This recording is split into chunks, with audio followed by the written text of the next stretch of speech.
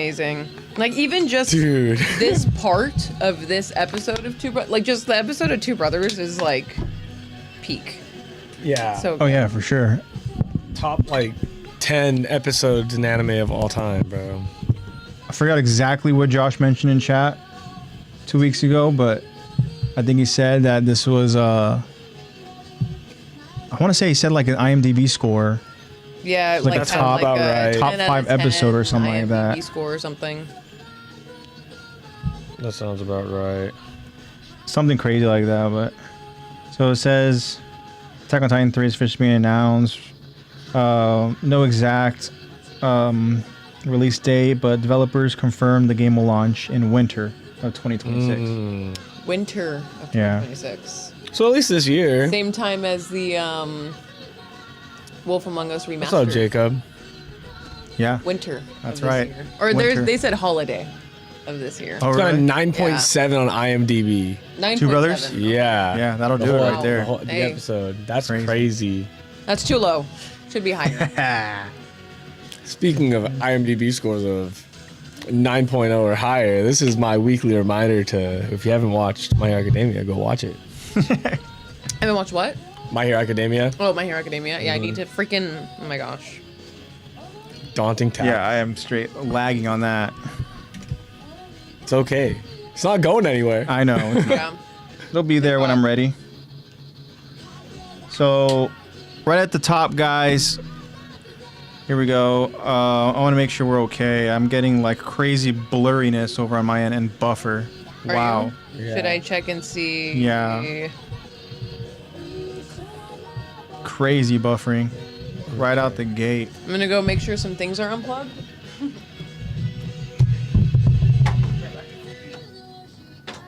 Bear with us, friends. We'll be there for you. From our end. Or at We least will be there. From this end, it looks fine. If it's buffering for you guys, I apologize. I'm getting crazy buffer. I don't even see chat over for me. I'm gonna go do a quick little refresh. Yeah, I do see the little blur. Wow. Yeah, even when I refresh, it's immediately buffer.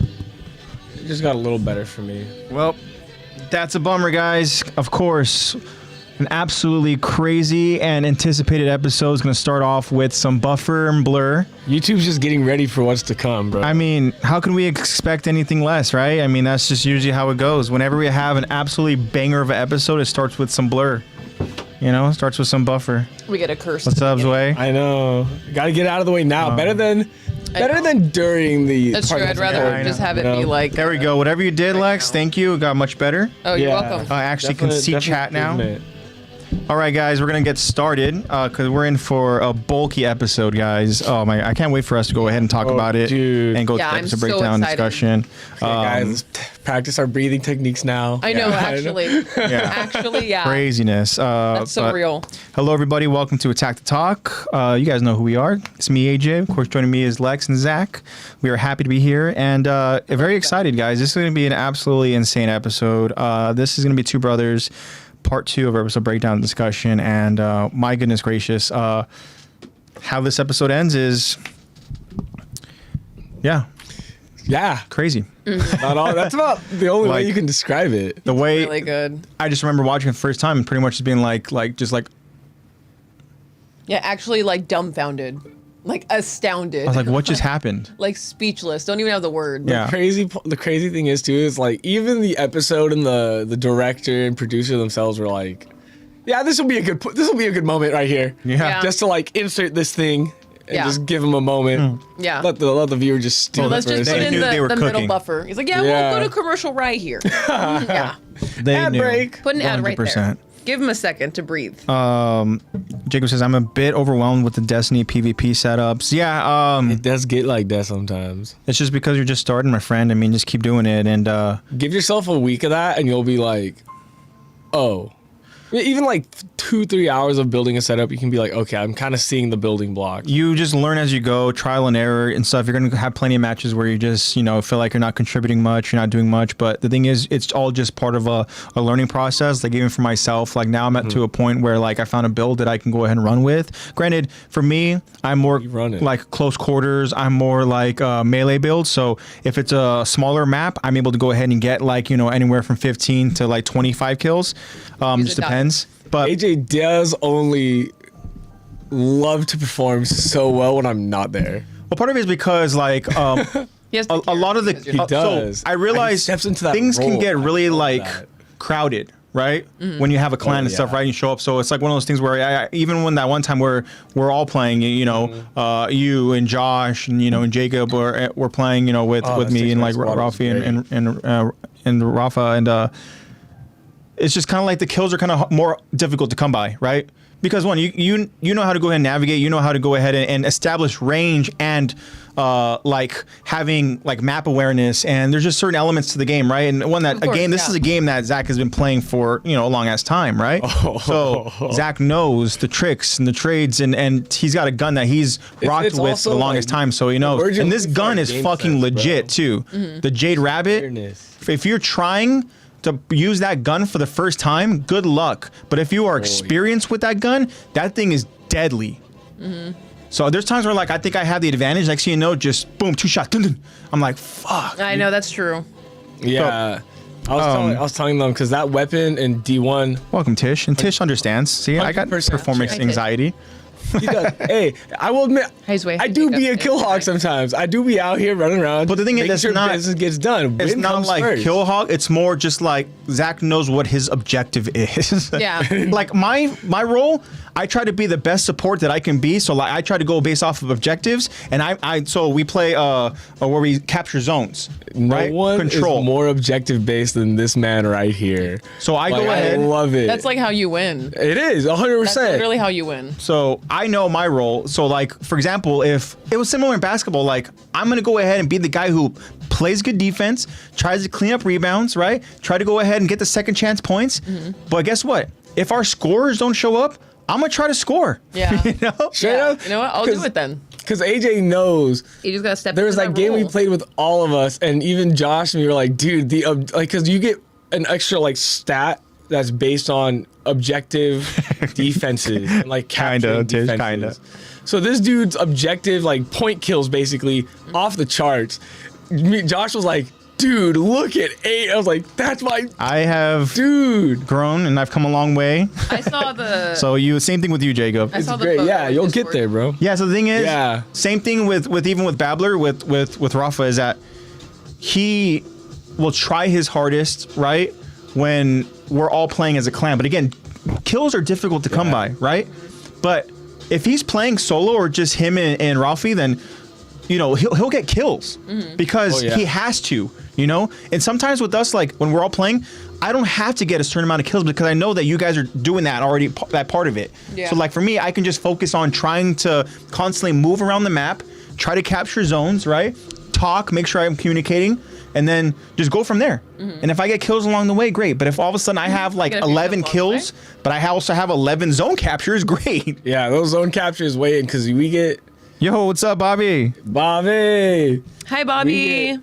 We get 2 points. I think you're right, Bobby. We get 3 points per kill if we have 3 zones. So it's like. Yeah. AJ just sets me up to just Josh, me, Ralphie, and then Rafa's getting back in the bro. Like he's like playing Titan now. Is he? Yeah. Titan's just punchy. Yeah, he's trying it. Just punchy. So he's trying to find a good strong build that is similar to that Warlock Hunter type thing. I think was it the Hunter melee? Is that what it was that they nerfed, or was it a Warlock melee? Warlock melee. Yeah. Yeah. They nerfed it so much because so many people were just getting crazy kills off of that specific style, that build. So it was like completely and then that was unbalanced. one. So that was one that Rafa was using, and he was so bummed when they freaking nerfed it.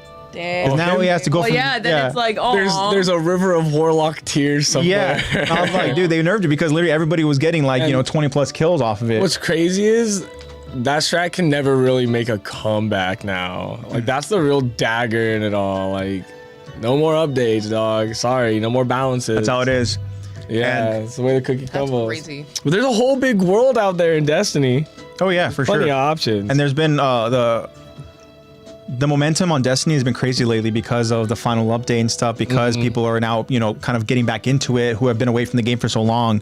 So it's cool. It's crazy. Sometimes you come across the ones who you can only assume are cheating and stuff, Oh yeah, but some of them are nuts. Because I saw a video on Instagram of this dude playing PvP, and he's 1v1ing this dude. Yeah. Which is very Destiny. You see someone's cheating, you're like 1v1 me right now. Very Destiny, very OG.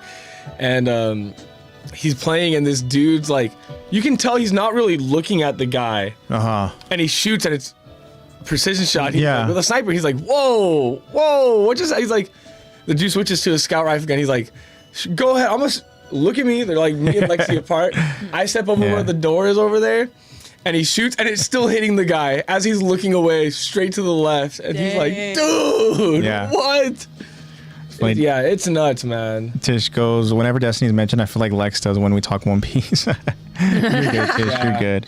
All I'll leave it at with the Destiny talk, guys, is just, Jacob, keep doing it, man. And whenever you game with us, just ask questions, and we'll do what we can to go and help you. But also what helps is just looking online and trying to go ahead and find builds that work to your play style. And that's stuff that you figure out along the way. All right, guys. So what I also want to do is, for those that didn't hear at the very start, I think that when we were streaming, I mentioned it, but when we first started streaming, but I want to officially apologize, guys. I might have said something, I think honestly the past 2 streams, because I was so excited for it. I have to apologize. Apology video. We're gonna title this episode "I'm Sorry" and just have AJ. Just that still frame of AJ right there. Yeah. So. Yeah, AJ made a mistake. He said some things, the past couple. I want to clarify things, okay? That's what I want to do. I don't condone any of this, by the way. When it comes to a certain topic, and I believed him. When it comes to a certain topic that we're very, very serious about here, right? We're watching One Piece. No. I want to go ahead and make sure that we get the information right. Okay? What I mean by that is, we're a freaking Attack on Titan podcast here, right? So when we talk about Attack on Titan stuff, you could say we're fans. We want to get it right. Okay? And so my fandom and my excitement led to me giving false information. That is about the Attack on Titan 3 game. I said that it was released on July 1st, which is obviously today. And when I looked last night to see if I can pre-install it, I saw that the release date wasn't even there. Yeah. And it says the game's currently unavailable. And I went and I did some online stuff, and guess what? The announcement was happening July 1st, so which means that today you can go online, you can go ahead and see a second trailer that they released, and we all have to wait for a release date. But they said winter of 2026. So stay tuned. Unfortunately, my excitement got the best of me there, guys. I was really excited to go ahead and play Attack on Titan 3. Incorrect release date. Yeah. We were also. They got me. They got me. July 1st. And he got us. Yeah. AJ saw it. Like, yep, that's it. Yeah. Yeah, and then I believed him. Oh, Jacob goes, I thought the false information was you saying Flock and the Jaegers are wrong. Nope. Absolutely not. That's not wild. it. Yeah. That is not it. That's not happening. Yeah. Bobby says, what does the T in Rex stands for? Obviously. He said In Tishosaurus. Tishosaurus Oh, Rex. Tishosaurus Rex. Got it. Tish said it stands for tall. For tall. There you go. Yeah, so I want to go ahead and apologize about that, guys. So we have to continue to wait, but I'm sure the game will go ahead and be awesome. Again, the new trailer that dropped, it just shows more gameplay, and it shows a lot of customization, which I'm excited about. I like games that you can go ahead and customize the character. That'll be cool. Biggest reason why I play Sims. AJ knows my go-to saying in Destiny. Drip or Oh, drown, yeah, bro. for sure. Drip or drown. Absolutely, yeah. So yeah, guys, hopefully you guys can go ahead and forgive me. Go. Yeah. But it's a beautiful day, guys. Again, July 1st. Wow, the first day of July. Happy 1st and July. Hope you guys No are all. more Pride Month. Stop being gay. There you go. Clip that shit, please. No. I'm just kidding. But I hope you guys are all having a great week. It is Wednesday, and yeah, we're excited, guys. We're excited for the rest of this week. We are here in the U.S., which means we're getting more buffer. Yeah. We're getting more buffer over on my end, guys. But this next part is just, it's 4th of July, and I hope you guys are you know, if you celebrate it, awesome. You know, be safe and you know, hopefully you guys have some cool plans. If not, just, you know, I hope you guys are gonna have a nice chill weekend. Yes, sir. Don't light anything on fire that isn't a firework, please. And don't burn hold on to anything stuff down. that is on fire, that is We don't clean. want- Yes, Explosive. Maybe don't keep please. that in your You hand. guys are not Titan users. You guys cannot go ahead and regenerate. You can't if you regenerate. lose fingers, their fingers are gone. They're gone for Okay. good. Yeah. Don't even get me. I just thought of something crazy. But Yeah. yeah, please. And if you're in a dry area, Oh yeah. keep that in mind. Maybe Thank you water very much. water what's around you. Spray that the day. hose over your house, dog. I don't care what you gotta do. Yeah, just spray the hose out a little bit before you start lighting fireworks. Yeah. Maybe a good idea. Please and Moisten thank up you. some of that. Protect dry our stuff. wildlife. Thank you very much. And for those who do not celebrate, I hope you have a great July, and I welcome July with positivity and good vibes and happiness and And growth hot dogs and connection burgers and- American food. Yeah. Hope you have a great July. Yeah. Hopefully Happy July 1st. Bring you hopefully good July vibes. treats us well and Yeah. Summertime, baby. yeah, summertime. That's right. Summer vibes. And Hopefully yeah, it's not too hot. Jacob says Supposed to be in the 80s next week. in the US, No, this meaning coming it's weekend. hot as hell outside. Yeah. Is it hot out over in Indiana? I'm sure it probably is. Global warming and data centers or whatever. Yeah. It's hot. Yeah. It's hot. So I hope you guys are all enjoying your week. If you guys have some fun and cool stuff planned, please let us know in chat. You guys know the usual. I mean, we want to go ahead and just hang out, take the time to go ahead and just, you know, have a cool little open forum, catch up. If you guys have any questions for us, please, you know, go ahead and ask away. Before we get into the absolute crazy episode breakdown we do today. have a good 'cause beefy, normally, really good episode. in this, you know, normally in these episodes, we go ahead and we do an episode breakdown of a certain part of an episode and we split them into two parts, right? Mm-hmm. I felt like There's nowhere to The take a momentum break in kept here. going, you know? the way the Let's momentum just was keep going, going. if There's I were to yeah. put a break, it would just really just be just. It's a disservice. Yeah, it would be bad. a disservice. Yeah. Definitely. So we're gonna have one big bulky episode that we're gonna go ahead Because and you break guys down. earned it. You must have been good last month because we're giving you at the start of the What month a a way. bulky Yeah. episode. This is Yeah. us paying rent. Yeah, this is the rent we paid. Yeah. You guys must have been good because we're paying our rent. So We're yeah, doing a bulky episode. It's gonna be crazy. But again, guys, until then, yeah, we'll just go ahead and we'll hang out. I want to go ahead and start with both my co-hosts. I want to see how you guys are doing. I don't know if Lex, you want to go and start, but how's your week been going so far? Great. I've been enjoying summer. Enjoying going on walks. Yeah. Enjoying working out. I don't know. I've been actually like super balanced and super grounded. That's Things good. have been great. That's and good. Spending a lot of time outside, really making the backyard look very pretty. Mm-hmm. And yeah, not really a whole lot. A lot of gaming, obviously. Mm-hmm. Still playing same old, same old.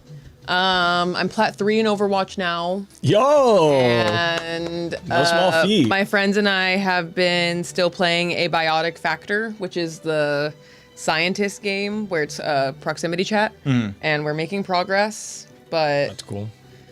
God, that game is actually like confusing and difficult and hard. I think that you were gone, maybe to go get like food or whatever. But there was a point, and I think it was maybe either last stream or the stream before that.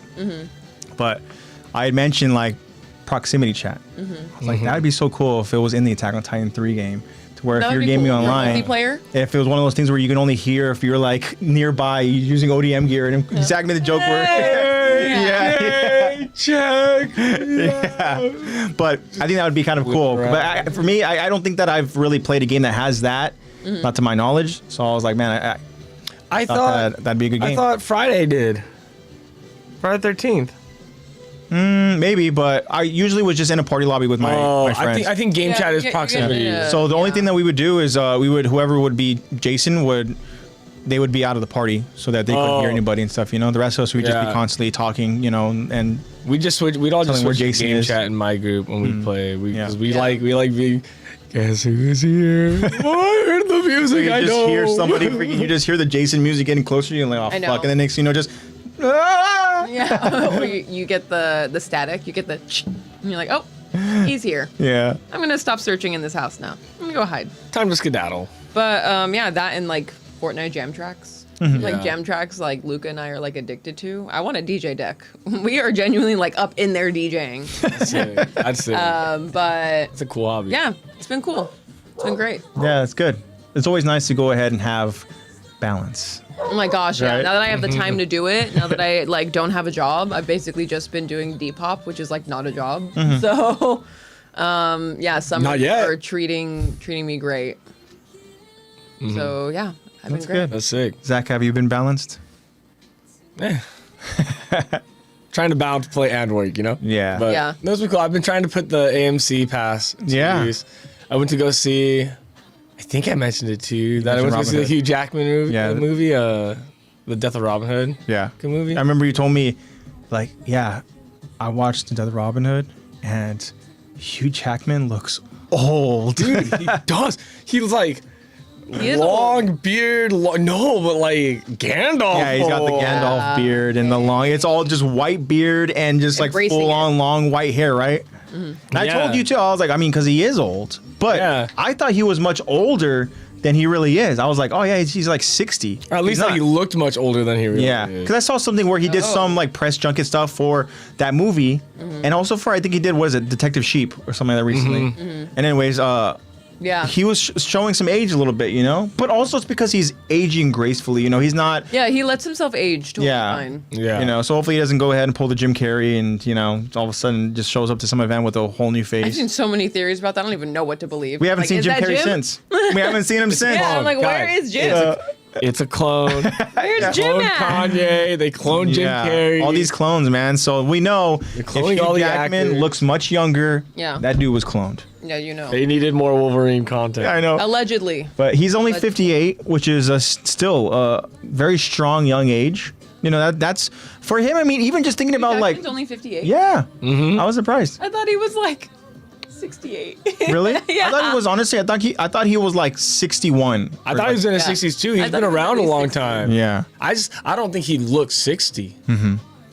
Yeah, that's the thing is that when you see him in certain, the way he like preps his body Yeah, and his you physique and present stuff, you know. yourself in granted, different ways. Wolverine's got Dude. the facial hair chops and stuff and all that, you know. Certain roles I feel like really bring more of a youthfulness to him. Yeah. When he does something like Low Robin Hood, pain. Oh, dude. Also, movie's gory. it really That movie's A24 or no? dirty. Yeah. It is an A24 film. Dog, huh? I was like, if I saw that, and then I saw directed by Hugh Jackman. Oh, Not directed, wow. directed or produced. I want to say it's produced. Probably produced. Produced by Hugh Jackman, starring Hugh Jackman. Yeah. Like, no way, Hugh Yeah, Jackman in an passion A24 project. film? Yeah. That was awesome. Like, it's majority like kind of a true story, like the untold story of Robin Hood, or at least is what it like claims to be. Yeah. And based on. yeah, based on documents and blah Yeah. blah blah. No one pays attention to that shit. Yeah, they got to make a movie. Yeah, but solid. Like Robin Hood's kind of fucked up. Yeah. Yeah. I can't remember exactly what you said verbatim, but you said something about how like you watched the A24 film and it made you kind of like left with a certain feeling. I can't remember what you said, if it was questions or whatever, or and I was like, dude, It was like an wouldn't be- internal struggle because I grew I up was like, on it the wouldn't be an animated A24 Robin film Hood. without that feeling, you know? Yeah. That's like the staple. The aftertaste that an A24 movie leaves you is like what makes it an A24 movie. Yeah. Yeah. I Like was certain just stuff is up You're to your left own with, like- interpretation or Yeah, whatever. you're and like, it's like, wait, huh? it's not going to be like explained to me. Like, Yeah. No, you have to interpret that all on your You own. have to really Yeah. digest what you Oh. just witnessed. Yeah, A24 movies are basically like, we show you this, it's shown in a great, realistic, beautiful way. That's it. I'm not going to tell you how to feel about it. 100%. You feel. And I'm glad you bring that up because needless to say, it's an A24 film. Cinematography. That's good too. Oof. Great camera work. Okay. So any other films that you saw with AMC Stubbs thing? Not yet, but I did find out yesterday that I can actually go watch Backrooms and the new Jackass movie now. Oh, really? So I'm gonna watch those two movies. yeah, tell me about Backrooms. Yeah. Because it's. You mean you don't want to know about Jackass? I mean, I will, but there's some. I mean, I'm sure there's some details I wouldn't mind not hearing. Oh, Like, guess sure. what? hope I'm pretty there's sure no the story summary just pretty much had two words. I think it was just said dicks and butts. So there you go. Have fun Mine, seeing that. dicks and butts. I've seen it in 3D, you know, so it's really. No, I'm good off that. Really right I'm there. good off I that. remember they did the 3D, and I went with some friends to go and see that, and it's just like, yeah, 3D Jackass? yeah. That's It's very actually strange. insane. I've seen all the movies. I feel obligated. Well, the thing is, I mean, this is supposed to be Jackass Forever, right? Yeah. So this is, to my understanding, they go ahead and they call back to certain stuff. Yeah, and they're gonna go back there's obviously new stuff. Best, you know, the best ones that they've done, the best stunts. I'm sure that they're bringing in like special guests and stuff and new people for, I'm sure. for the different.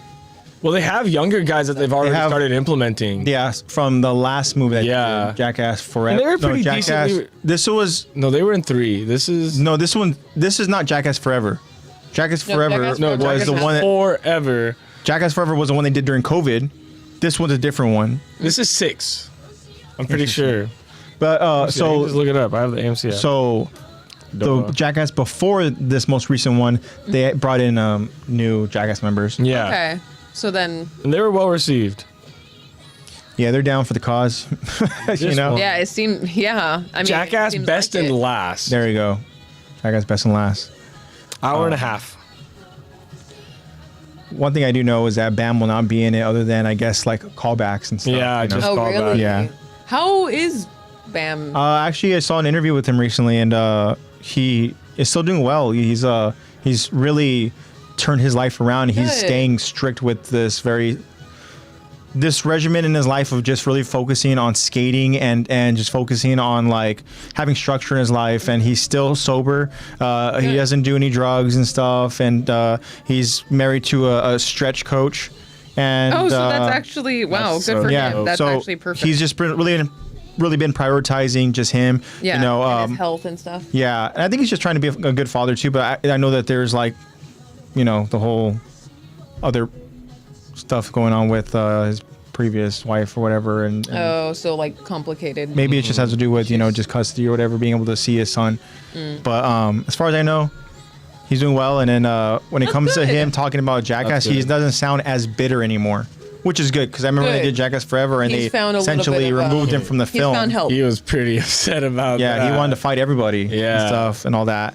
But I mean, yeah, because Bam is such a classic, just Jackass character. He's a and then staple. You think about even just like Viva Oh La my Bam. gosh, yeah, Like Viva La Bam. Viva La Bam was just such a Yeah. classic for us. I'm sure for so many others. Yeah. But yeah, you'd have to go ahead and just tell us really how it is, if it's kind of worth the watch and stuff, especially if this is going to be the air Best quotes, and last. the last one. Yeah. We'll see. I know. I think it's we'll the see. last from all the originals. I think that's what it is because they're all. Yeah, they're up there, man. No. I don't know how long they can go ahead and keep Steve-O. doing that. It's tough listening to Steve-O in some interviews because his voice now to this point sounds almost like he's screaming from a distance, Yeah. to where it's like He's forcing it out. and it doesn't sound as strong, Oh, but it sounds I very know- faint. Yeah. But it sounds like he's like really Well, it's probably like, just. I don't know, like, is this dude years and straining his years voice, of man? him straining his vocal cords and his throat and his Yeah. larynx, whether it's puking or Whippets. Oh my yeah, god. whippets or He was a crazy drug addict too at the Yeah, time. I he remember did a lot. MTV times where mean, he was I'm the sure MVP of he was the Jackass. MVP Oh, of freaking that specific because he was time just and down to era. do whatever. He was a crazy Exactly. one. Yeah. And He was America's lab rat. Yeah, Pretty he was much, the I mean- scapegoat for everything. I remember he Yeah. did like pretty much his own little video documentary of him just in his home tripping out on just all these different Different drugs, drugs, yeah. and stuff.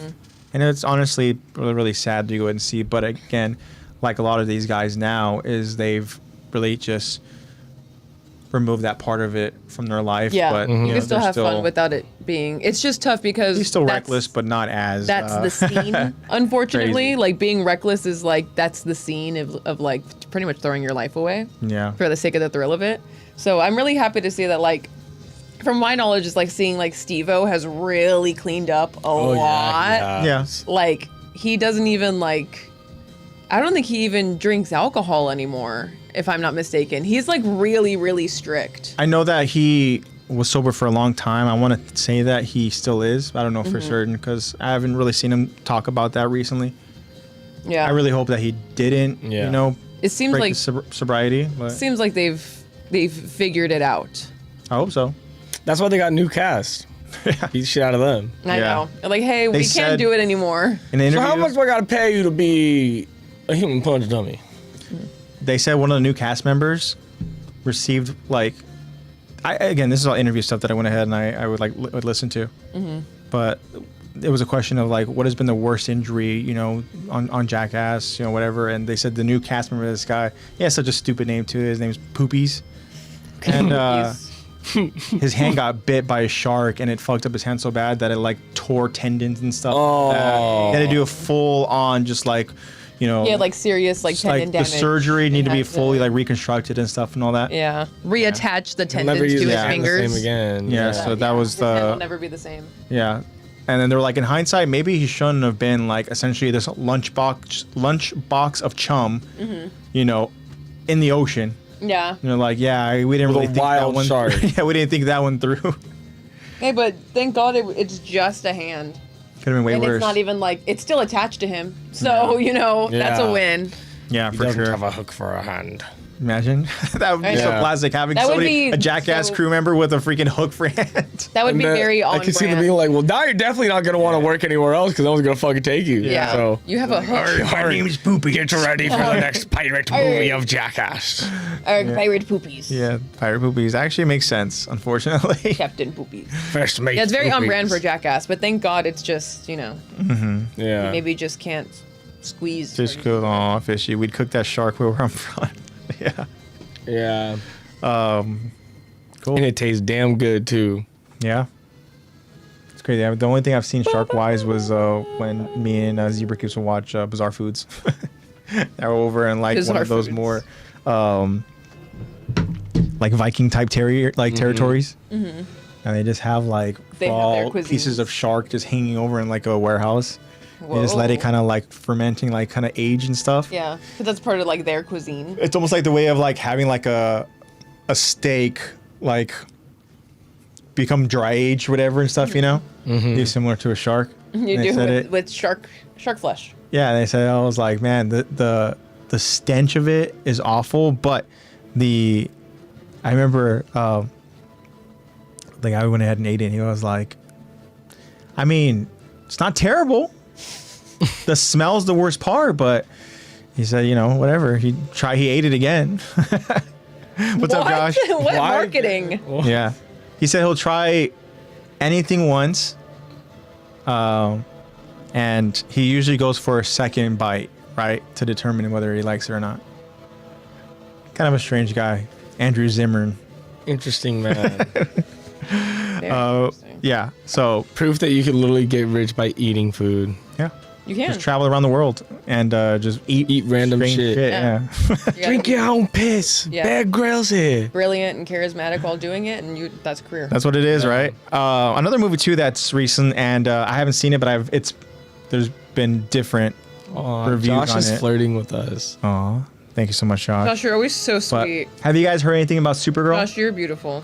I've No. heard that the reviews have been horrible. They've been So- bombed. People have been absolute trashing this movie, right? Damn. And But I heard it's like not deserved though. well, that's what exactly. So, I haven't seen it, Yeah, me and neither. I do. I would like to see it, but I'm waiting for that one to Vicky pull was up there on the watching it while we were AMC watching Toy Story. availability. what happened? Vicky was there watching it while we were watching Toy Really? Story. Oh, that's Yeah. funny. We left and we were like, "That's Vicky's car." Oh wow, She was actually She was there. parked over on that side. Oh, okay, interesting. But from my understanding, it's like, I mean, it's not a great movie, but it's not bad. I heard that it's a good movie, and it's like kind of like a typical, like when you think of like the MCU, right?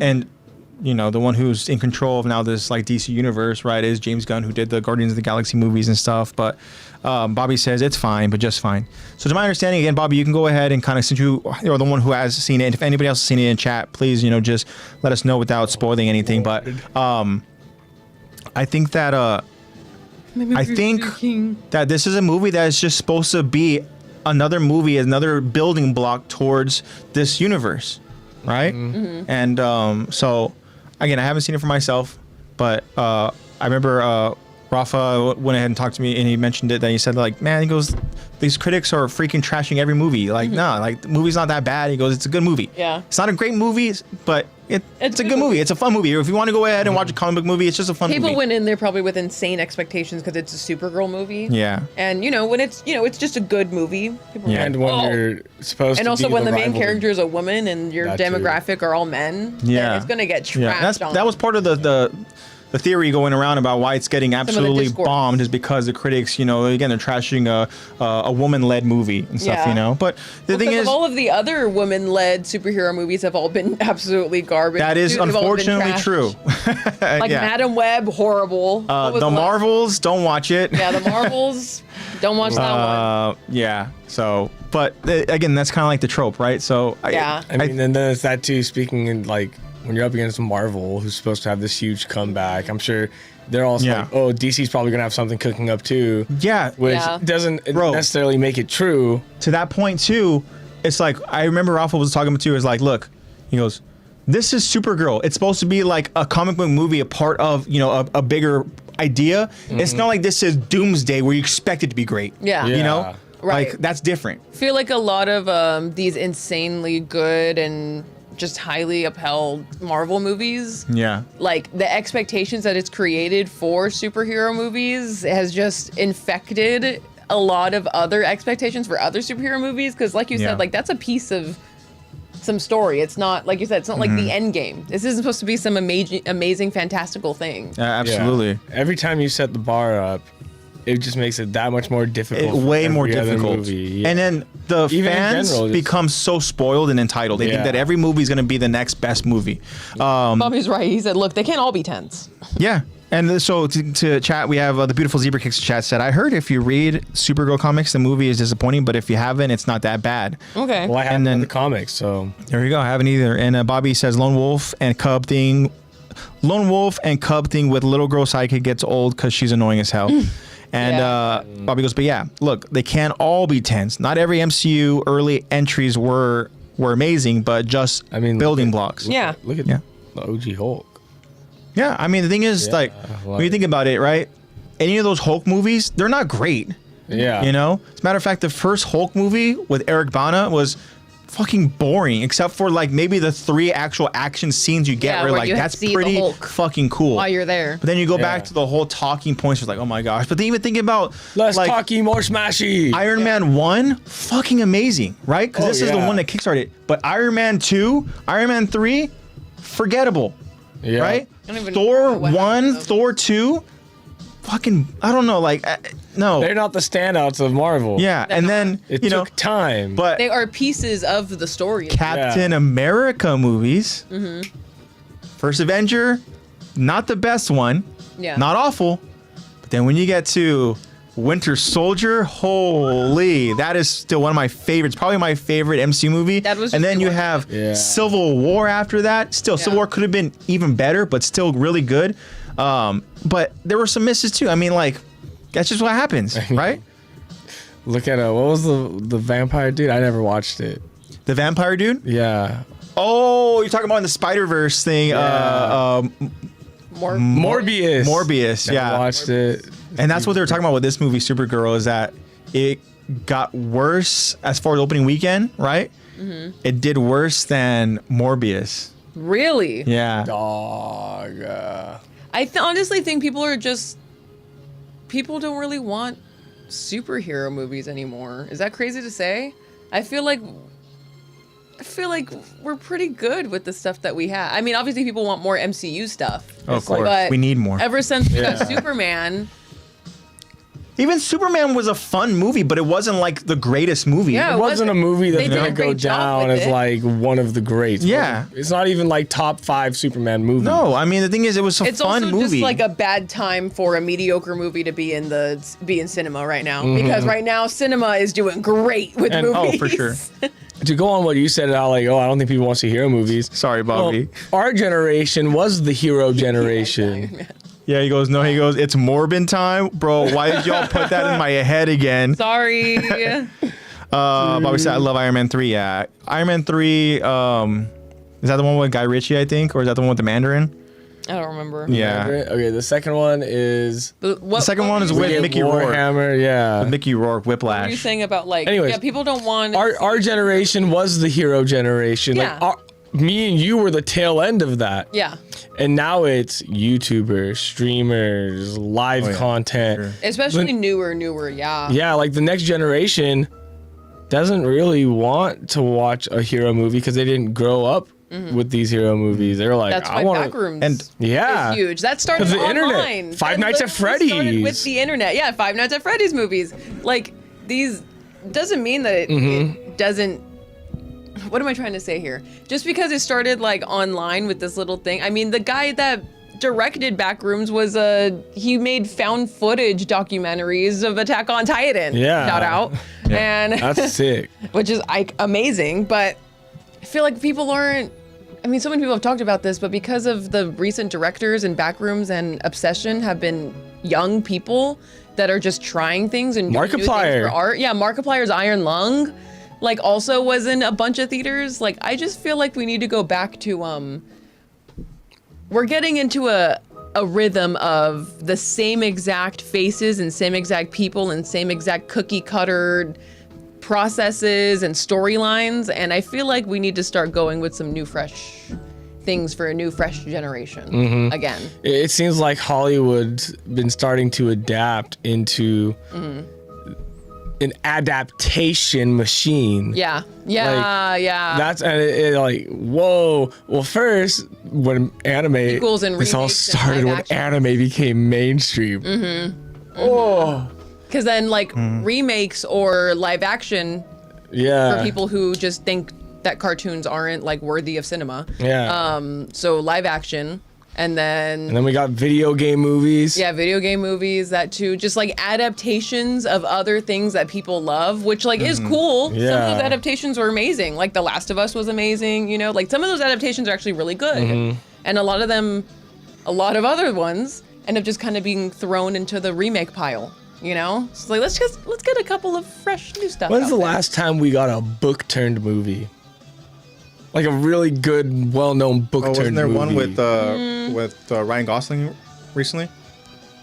That was a really know. popular one where it was like him in space. We also had that one of Wuthering. Let me check that. We had Wuthering Nights or Wuthering Heights. That one that was based on the romance Yeah. novel with Jacob Elordi and Margot Robbie. And that one was, I didn't watch it, but there was a lot of discourse about it regarding like, it was definitely a romance novel movie, like meant for women and stuff, but also Yeah. like, Talking about Project Hail Mary. Yeah. I haven't seen that. Yeah, I think that one's based off of a book. I think a lot of people were talking about that one. Based on the novel by Andy Weir. Tish says Wuthering Heights was ass. You think so? Okay. Most adaptations I was are. very nervous A lot for of them that. are. I guess Because Margot Robbie does Dune. not have a face for that era. Yeah. I guess I could say Dune. I didn't even think about that. That's true. But there's a lot of But there's a lot more remaking film. adaptations Yeah, than adaptation there is. Yeah, for We're quick over. And again, not all are bad. We're real still waiting on that cinema. video game. I want We're still waiting on the Yeah. video game. Yeah. real cinema from indie creators again. I want creativity, not slop. So Tishan mentioned that I don't watch DC movie thinking it's going to be great. The best DC movie was the Snyder Cut, and even then we almost didn't get that. Yeah. Zebra Cake said, "Oh, Jacob goes anime over Hollywood." I'm Zebra with Cake you on said, that one. "That's how I feel about animation right now. The new style that's trending is so bad, Oh my and there's God, I so agree. many animations coming out that aren't great. Look at what they did to Shrek, Dude. Dude, I Yeah. so agree, Zebra Cakes. I'm so tired of the same bean. You got Bat Bat in chat. What's up, Bat Bat? All of animation. Shrek doesn't Yeah. look like Shrek. You forgot how to do it. Yeah." Yeah, and that's why I sent you a do video like that- earlier that today. I tail don't Yeah, know you if did. got Yeah, a chance to yeah. watch it. I'm halfway through it. I Okay. started watching it. It's actually really enlightening and interesting when you realize the early process of it has It a was completely such- different idea, different Yeah. voices. I need to send you this video. Oh too. my gosh. Because it's a I'm so glad they didn't stick with the first it said iteration. voice acting doesn't get better than this. That's the title. Yes, dude. But it's talking about the story of Toy Story Yeah. and how we get Tim Allen and we get like a Tom Hanks and Tim Allen, Yeah. they were ones that they almost had to convince to try to be a part of this project. Because one, They voice acting pitched wasn't Toy Story necessarily, to them. animation wasn't kind of like what it is Because I now, believe right? Toy Story 1 was the first Yes, the like first major like computer animated kind of like the first animated type CGI thing. movie. Yeah. They mentioned that in the video probably later. They mentioned that one of the worries was that they couldn't convince people to sit 70 minutes in a theater watching nothing but computer generated images. Wow. They were like, or I don't know, it could have been 90 minutes, whatever, arbitrary minutes. But they were like, we don't know if we can get people to stay in seats that long for that. Yeah. Because it's not live action. So it kind of like pioneered animation as a whole. For sure, I'm so glad. The early voices they had when in 1991. Oh, the movie, nice. I think it came out in 95. And that's when they were showing like the huge difference, right? 91, it was like the cowboy voice was so fucking awful, and even then Buzz's voice was so goofy, Oh yeah. right? like, And then that's they made Buzz more this kind of like very kind of like I don't want to say like ditzy, but kind of like more dumb and just They kind of made him whatever, more right? like the mini Buzz that we get in the later movies. Okay. So it Like, was he's just I was way like, oh my smaller gosh. than Woody. He's not just like smaller, he's way smaller. And Woody's like bulk. And Woody had like this big old freaking head. Yeah. really? Oh yeah, yeah, and then when Thank God. they actually had Tom Hanks and Tim Allen over in studio, that's when the characters really started to transform a little bit. And then Mm-hmm. they went ahead and they showed Tom Hanks actual like audio of his Mm-hmm. with like the Oh, from the previous movie he from did. the CG whatever They the made big Woody head talking. type Yeah, about- of the character. but it's talking with his voice, and With the that's character where design. it starts becoming more of like a concrete theme that like convinces Tom Hanks, kind of, you know. Mm-hmm. He's like, and I hey, have to he sounds continue- and talks like me. Yeah, so I have to Yeah. continue to go ahead and finish it about You'll halfway like it. through. That's a good. I'll send that to you too because I think you'd really enjoy it. It's just one of those little. Yeah, I videos used to came watch all the across behind the today. scenes stuff, back when we had physical media. Yeah, But back when we had discs. when we would watch when we would actually watch stuff on disc, I Shrek love Forever looking at all the After behind the Idol. scenes stuff. My favorite was the bloopers, because either they were animated bloopers that were put in for fun, Yeah. because it makes it seem like the characters are acting. They did that in like Bugs Life and stuff. Yeah. Or core it's memory. like genuinely like I actually really did like looking at the ones in I think it's Shrek 2 that has the behind the scenes where Yeah. they actually show you the goofs and the mess ups with like, the hair will be completely stretched the other way, or like Yeah. the character's arms are like left behind in frame and it's stretching with them, which is kind of creepy. But I remember watching them and being like, wow, like someone went in and physically like made this. Like that's Yeah. incredible. That's something that they can't like do these days. yeah, like that is know? insane. Like it's a whole completely different method of doing it. Yeah. Like even that one, what was it, Toy Story 2, like accidentally got deleted. Oh Like yeah. completely deleted, It's and it fucking- only got saved because one woman who worked there would work at home, and she had it downloaded On her fucking computer at All home. heroes wear And she capes. saved the whole production. I mean, they were Wow. obviously they had to backtrack a lot of it because she only had it saved until a certain point. But yeah, she saved like Toy Story because you Saved can't Bullseye just and Jesse. you can't just replicate everything. about It's one prospecting. command and they Yeah. deleted everything basically. No Control Z, bro. Like. Yeah, it's not like AI. We could just be like, okay, we'll just try it again. Like, no, they went in and they physically. Yeah. It's like making a That's stack of why, cards and then you moved one card and everything toppled. You can't just. What's his name? The guy who started and does Studio Ghibli. I forget his name.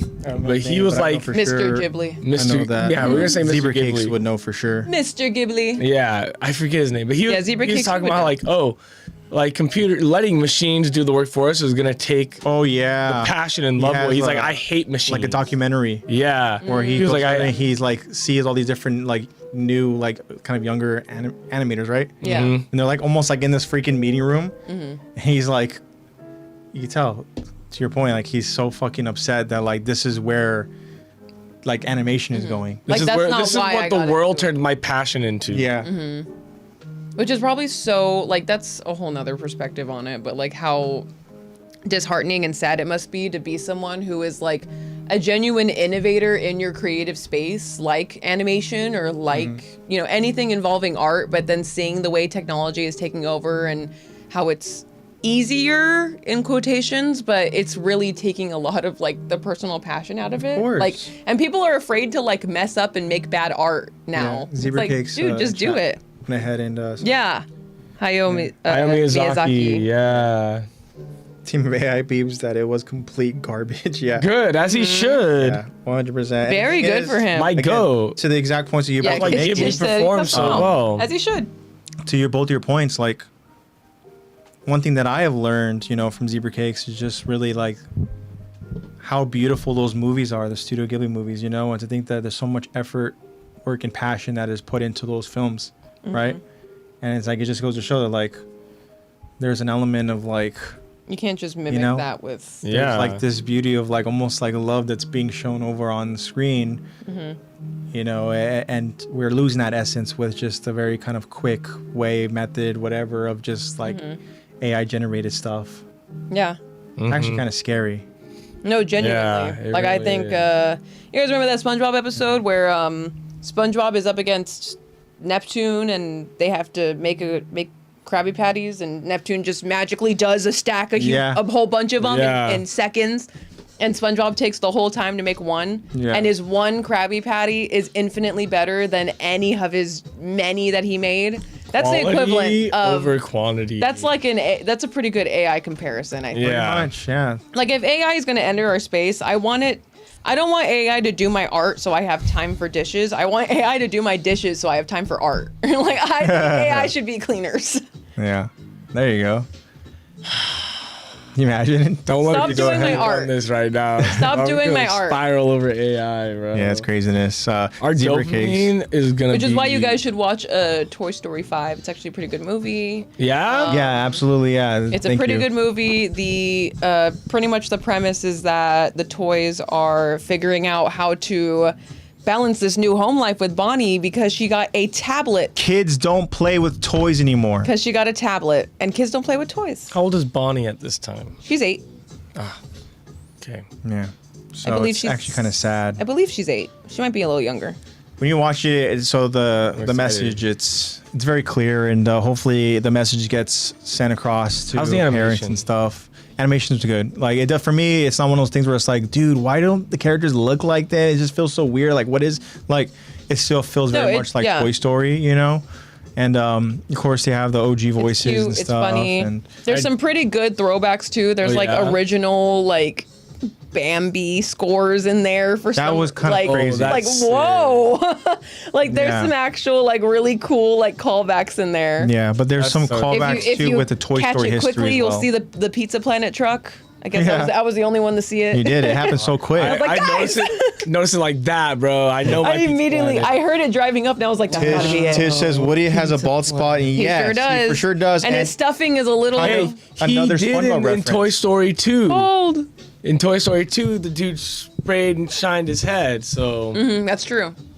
Was it his head or was it his whole thing? Yeah, he did the head. Complete revamp. He did the eyes. Dude got a complete. It's funny. There's a point where it's like the SpongeBob kind of like bald reference, and then in the Toy Story movie, you just hear characters like, somebody give him a brown marker. Brown marker. I would have loved it if it was the little green guys, the little aliens. We don't even see them. We don't have those. Way. What happened after the last movie? Where did they go? I don't know where they went. I think but they went to the carnival. I think they stayed there. Maybe, I don't know. I don't remember. But it's still like Toy Story 5 is it was a cool movie. I liked it. Okay, cool. I have to wait for that to get on the AMC free list too. Oh yeah. Yeah, Zebra Cakes explains like the plot and everything, saying that unfortunately Bonnie's bullied for playing with toys.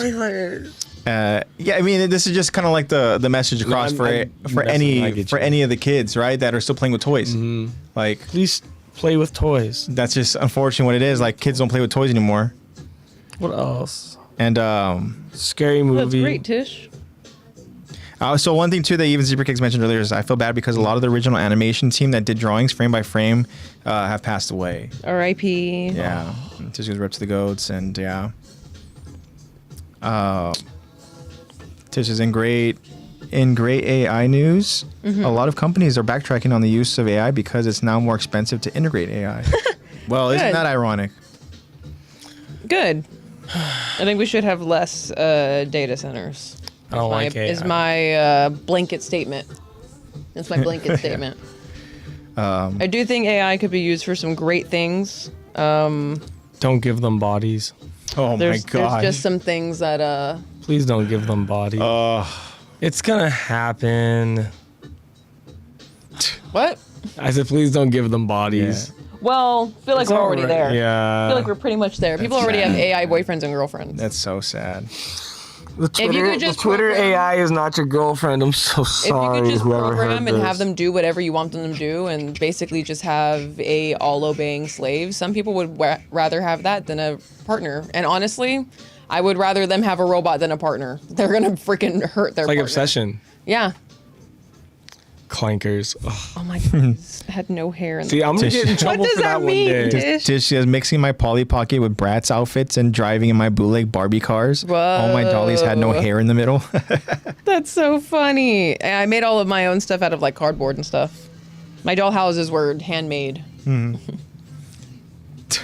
God. Hi, Eddie. Cakes. Wow. What's up, Eddie? Me making my okay. No, yeah, that's how. Yeah, that's what dolls were for, actually. All right, guys. Yeah. On that note. Hi, Eddie. Again, thank you guys so much How for was your joining us. week? Yeah, our host. How We were was talking yours? about movies, and then I know, we got spiraled. distracted. Yeah. Well, no. So week's been good. You know, kind of just been more or less a little bit status quo. You know, and stuff. Just the usual. I'm excited for. I get Friday off, so that's cool. Yay. I do too. That's Yeah. So Nice. tomorrow is your Friday. Do you get off early tomorrow? I don't. No. So we work full day tomorrow, and then we have Friday off. Hey, I'm off Friday too. Yeah, I'm sure. I'm off every day Yeah. Oh, no way. Yeah. until the end of August. Tish has a movie recommendation. She says, "Watch Companion. It's so good." It's not in our theaters, but Yeah, I haven't Companion. heard of Companion. I have to look into it. Is it a new movie or is it already out? And where can I watch it? But yeah, it's been a nice week. good question. They were bold because we couldn't afford the real ones. We just got dollies from the dollar store. Very nice. It's on HBO Max, Hulu, yeah, and Amazon Prime. Okay. Okay, interesting. So Hulu. I don't know if you guys have ever watched. This is a show that Zebra Cakes has been watching, and I'll go ahead and I'll see some of it. You know, when she has it on, called The Handmaid's Tale. Oh, I've heard of it. Classic. I haven't watched it though. Yeah. that's classic. Oh yeah, it's one of those. I remember those series that was being talked about a lot when it was, you know, obviously at its kind of peak, I guess. Yeah, I mean when it was essentially airing and stuff. It was all just streaming, right? It wasn't a show that was out and you had to wait a week, right? It was just all stream.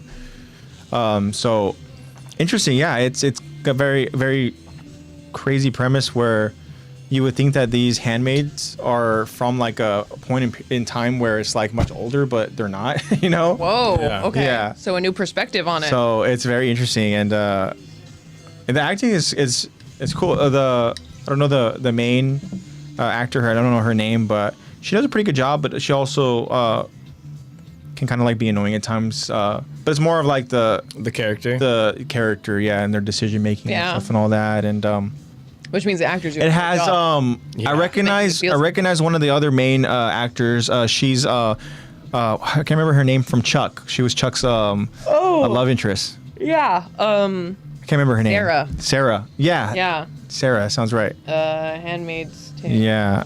Oh my gosh, let's go. Don't even get me started, LOL. I don't have enough energy for this. Elizabeth Moss. She's One great. thing that Zebra Kids told me is that a lot of people, a lot of women start this series but they don't finish it because of kind of how crazy the series kind of gets. And stuff. Really? Yeah. Like in terms of discomfort, or in terms of like I just don't Maybe want to watch this. I think maybe discomfort and stuff. I'm sure Zebra Cakes can go ahead and Or do kind of things get too real? explain maybe more. Maybe it is an element of that as I wanna well. know. But No, Because I I'm almost curious. didn't finish watching Baby Reindeer because there literally were scenes in there where I had to like pause it and walk away because I was like, this is too real. Like I can't do this right now. yeah. So I'll leave it up to Zebra Cakes if she has the energy to want to go ahead and kind of explain more. But I just want to mention too that's kind of like a show that she's been really binging and yeah, I remember it being very kind of highly thought of. Yeah, highly regarded. In its prime and stuff.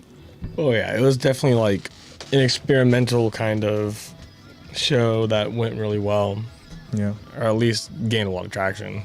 Yeah, I'm sure it probably won awards and stuff too. Exactly. Again, I remember them talking. People were talking about it a lot. She goes, "LOL, just watch it." Okay. There you go. Okay. Other than that, guys, I mean, yeah, just kind of just been chilling and stuff. Handmaid's Tale.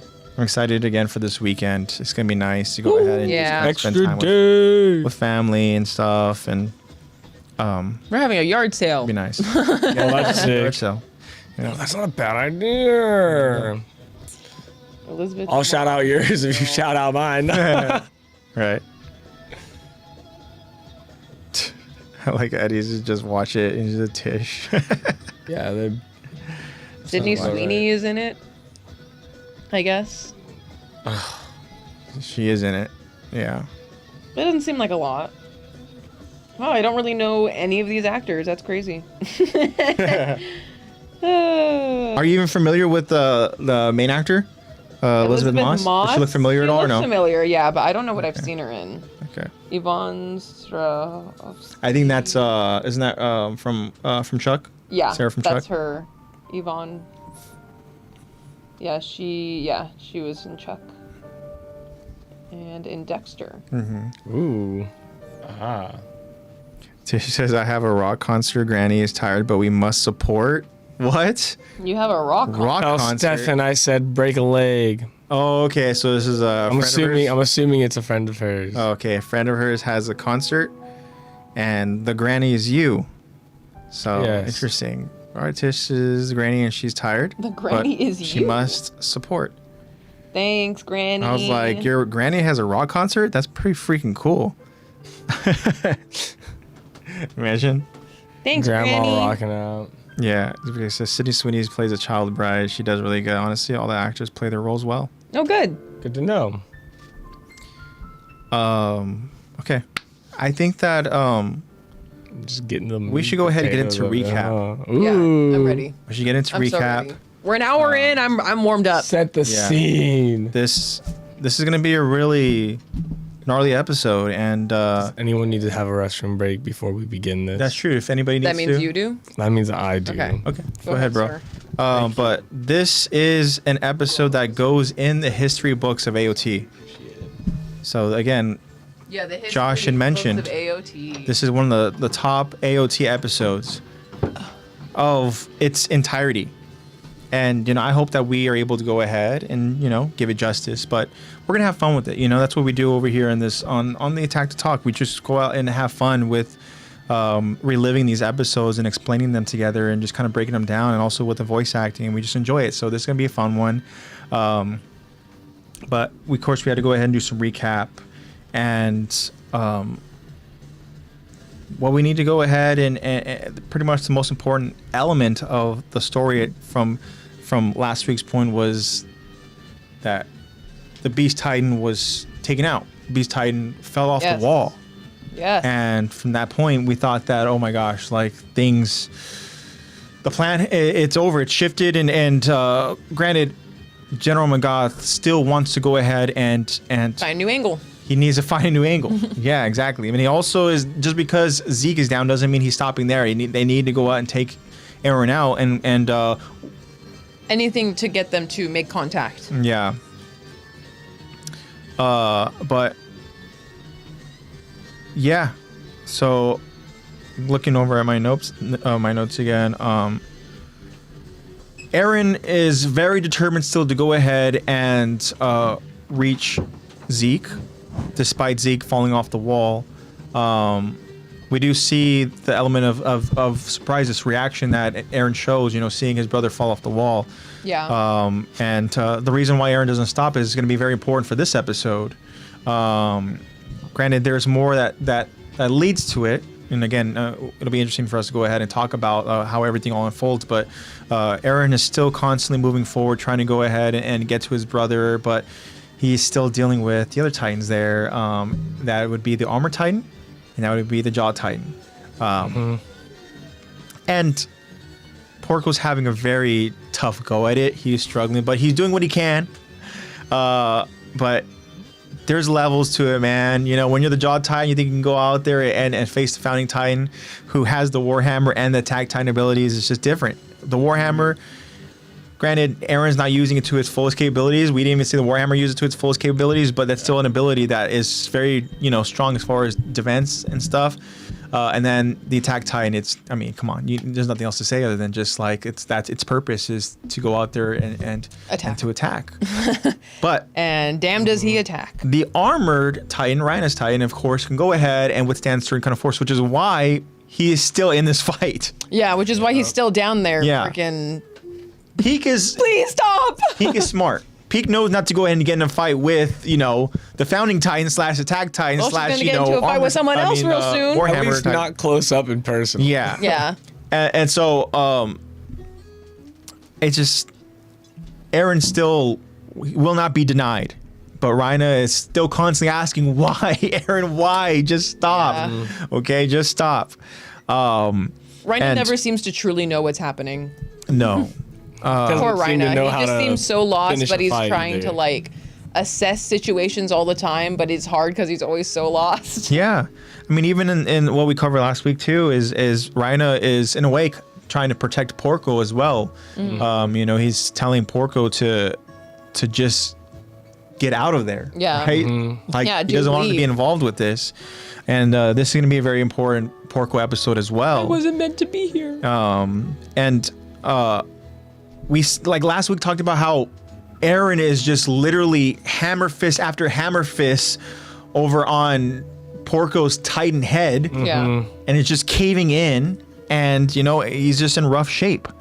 He's on the brink of death. Not fit to fight at all. Yeah. Literally, yeah, he's Brink literally of death. dying. Yeah, Bro is getting dying. squished. So also to again, General Magath and Peak's Cart Titan, they're up on top of the wall. That's something that we have discussed plenty of times already. And Magath is the one to go ahead and fire the shot over towards Zeke, and has also fired shots over towards Aaron as well. And he fires another shot on Aaron.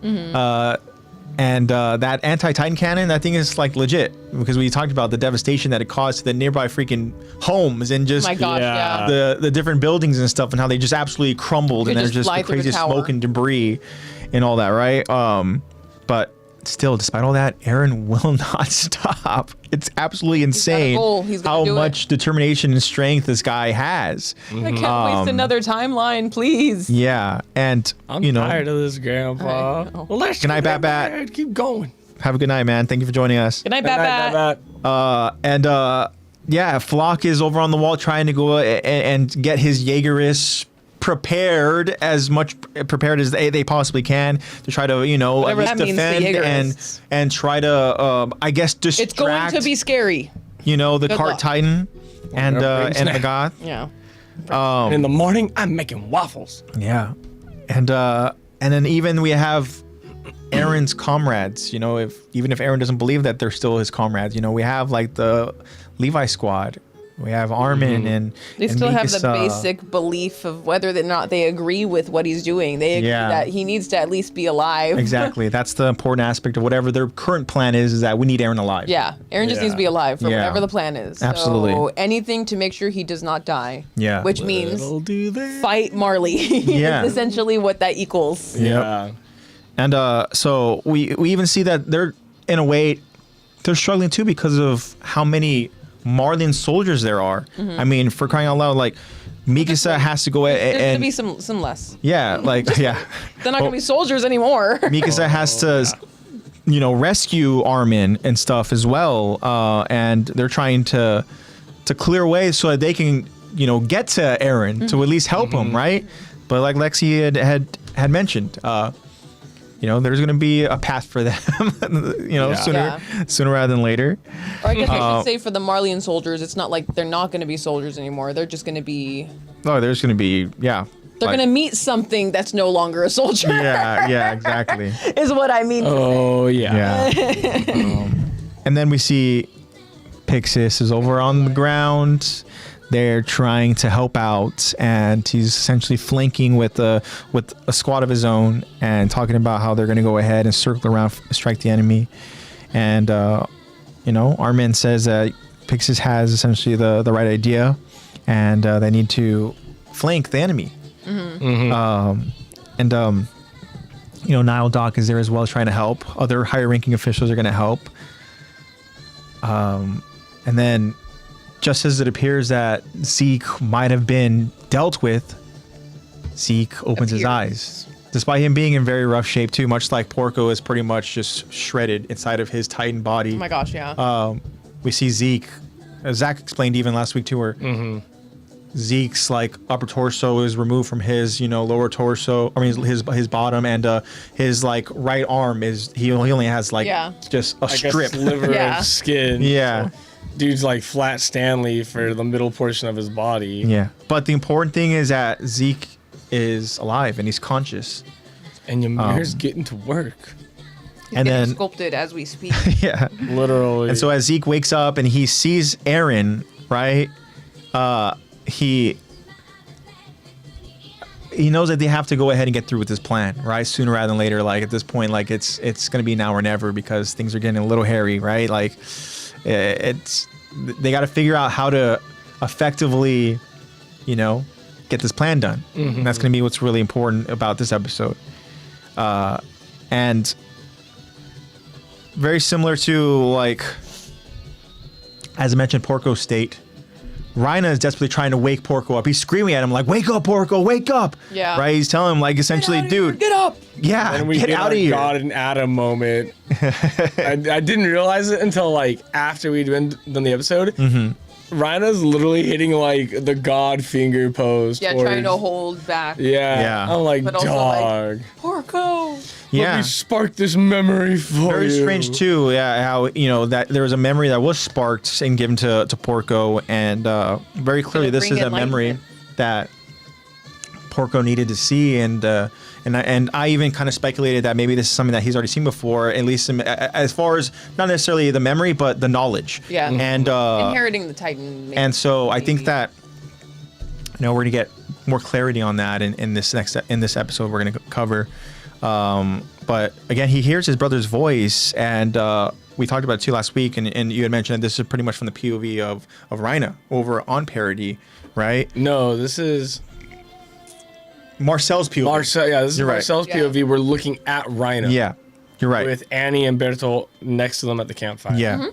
And so, Marcel is saying to Rhina, like, "I'm sorry, dude. The truth is that you were never supposed to be chosen." He's like, "I'm the one who influenced Army's decision, and I'm the one to put you on this pedestal, and I'm the one that made my brother look bad. And I only did it so that I can protect my brother." And that's important, right? Remember that, guys. Remember that. It'll be on the quiz later. Yeah. Remember that part. So that is gonna be very important, yes. And then everything is still just happening, right? And like this battle is still happening, these characters all have their own little specific missions and stuff, like whether it's to protect Eren, or whether that's to go and try to take, Eren out of the equation, or Everyone has their own motives for their own reasons. Yeah, or whether that's to execute like a very specific plan, Yeah. Like it's kind of crazy, and they're all overlapping. Yeah, and the Venn diagram keeps becoming a circle. And then somebody that notices that Zeke is alive is, of course, Magath. And Magath is the one who's been really laser focused over on trying to make sure that, as Lexy mentioned, like he needs another angle. Yeah. They need to make sure that they completely take care of no, of like Zeke. we don't need to celebrate that I just hit my shot. Like immediately we are like, he's general for a reason. He knows what he's doing. Business, baby. Business. He's executing what he needs to do. Yeah. Just like how Zeke needs to go and execute what he needs to do, how he goes and he literally gets back to his feet. And, Zeke he says, "It's time. I'm calling the Titans." You're like, all right, that's enough. But before, and then right when he inhales, he hears somebody's voice telling him to hold on. And of course, this is, it's Colt. Yeah. And Colt is in a frenzy, man. Colt is on a mission. And we talked about that. These characters are on their own, like, missions and stuff, right? And, Colt and Gabi. And Colt was essentially like Zeke's, I don't want to call him his ward, but his like well, he was going to be the predecessor, right? So yeah. He shadowed him. He's next in line for the beast He's type. like his apprentice in a sense. Yeah, apprentice. Yeah. That's what I'm looking for. Not ward. and so it's one of those things where even Scribe. Yeah. Do my dishes. Colt even tells like Zeke like don't do it, right? This is the situation. Falco got the wine in his mouth, right? He's gonna turn in Titan. Just please don't scream. And he's like, look, he goes, I'm your successor and I'm inheriting the beast. So like I can keep Marley from sending my whole family off to paradise, remember? And what's interesting too here is that Colt tells Zeke essentially that he's not trying to like alter his plans completely. Yeah. He's like, look, literally my only motive is saving my little brother. yeah, he goes, maybe I don't know the real you, right? Even though you betrayed us, like I can never figure what you were thinking, but still, like I never could imagine that you as the kind of person who would drag a child into battles. Like I'm not saying this and to try and make you roll over and give up on your plan. Yeah. Just hold off. Let Falco out of range before you scream, and you can kill whoever you need to after that. time. The fact that Colt is like, you can kill whoever after that. He literally goes Marley Yeah. or LD, and I Yeah. don't give a damn. That just He's goes to also show. talking to this giant fucking monkey, being Yeah. like, I don't want to like ruffle any fur. Yeah. I just want to Literally. make sure that we're all on the same page. We're just looking after Falco. Yeah. That was literally right after. Yeah. And then you could tell I that know. Zeke does feel, he feels. Oh, for sure. We see the look on the Beast Titan's face. There's remorse. It for sure does, and it shows like remorse, but also shows a little bit of guilt as well for what he's about to do. Yeah. Because You know. He's like, I well, see sorry, you Falco, care your about your life- brother just like I do. Yeah. Yeah. I think you'll understand what I've got to do there. Yeah. Yeah. Like, sorry, man. Your life is not as I important wonder as what my Beast life's Cult mission. would have been. Yeah. I do also wonder what Beast Cult would have been. Yeah, that's what Bobby says. Is I wonder what Beast Cole would have been. Picture being an armadillo. Tish goes, he could have spent that time running in the other direction. Yeah. I know. But I think that Colt thought that there could be some sort of understanding, Yeah. and that he really did believe that Zeke likes had some you. sort of, just And he's the dude that's been Like- around Zeke a lot of the time. Yeah, for too. sure. Yeah. He had some kind of, it's not like this is naivety. Like, he had some kind of insight to believe that Zeke would alter the timing of Yeah. his yell for them. At least. yeah, Well, there was for a sure. 5% chance. Yeah. But he's telling him, please don't turn my little brother into a monster. And then Do you one better? it's crazy. Yeah. He's gonna be the coolest fucking monster that's ever been, man. Falco. You just wait. Falco is telling his He'll brother, never see. and he's telling Colt and Gabi to leave, right? To get essentially Go save away from yourself. here, right? You should not be on the battlefield. You guys are all Yeah. children. And You guys are all like 12 years old. Why are you out here? yeah, and then again, Zeke tells Colt, "I understand, and I'm so sorry." And he goes and he screams. I'm not doing it again. Doesn't burp. He screams, and the screams just echo through the island, and Colt is Meant holding for his every ear to brother hear. tight, and while Falco begs him to run, and Colt, in his last words, says, "Your brother is right here with you," and then Falco's like, I know. I need I you not know. to be. Yeah. Fucking run! I need you to run the other way. And then Falco's body, as well as so many others, there on the island. My favorite. Pixis, alcoholic. Nile, all these gosh. other, soldiers. We're gonna come up on some soul crushing visuals in the coming episode. Oh yeah. Their bodies begin to glow, and the transformations begin. Yeah, and that's where we're gonna go ahead and He start did the yell. this episode. did. So He did the roar. I'm gonna go ahead and He did the roar. put on some AOT season 4.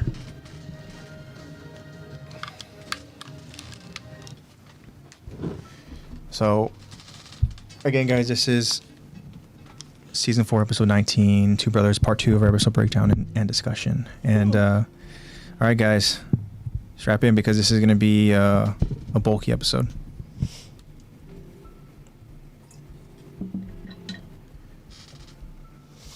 Okay, you both ready? Yes, sir. Okay. We continue the episode as Zeke unleashes his Beast Titan scream. And just like that, many pure Titan transformations erupt throughout Parody. The island glows with transformations as the people of Parody's worst nightmare has become a reality. The Marleyan soldiers standing on rooftops just look around at the surrounding transformations, preparing for their next move. Shiganshina becomes covered with smoke and steam as silhouettes of pure Titans loom in the shadows. The silence is deafening as remaining soldiers from all parties await the pure Titan's next move. A Marleyan soldier watching wonders, "What happened?" Another neighboring Marleyan soldier responds, They've all been turned into Titans. The first Marleyan soldier now reacts by announcing, "Hey! Ready the anti-Titan rifles!" And as that Marleyan soldier looks around to find his allies in the misty steam, we see one of his allies being eaten by a pure Titan.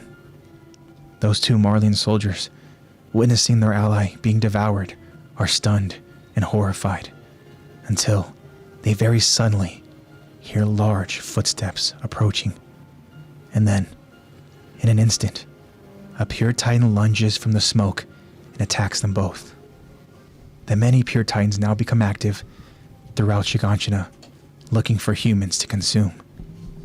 Marleyan soldiers can be heard screaming throughout the district.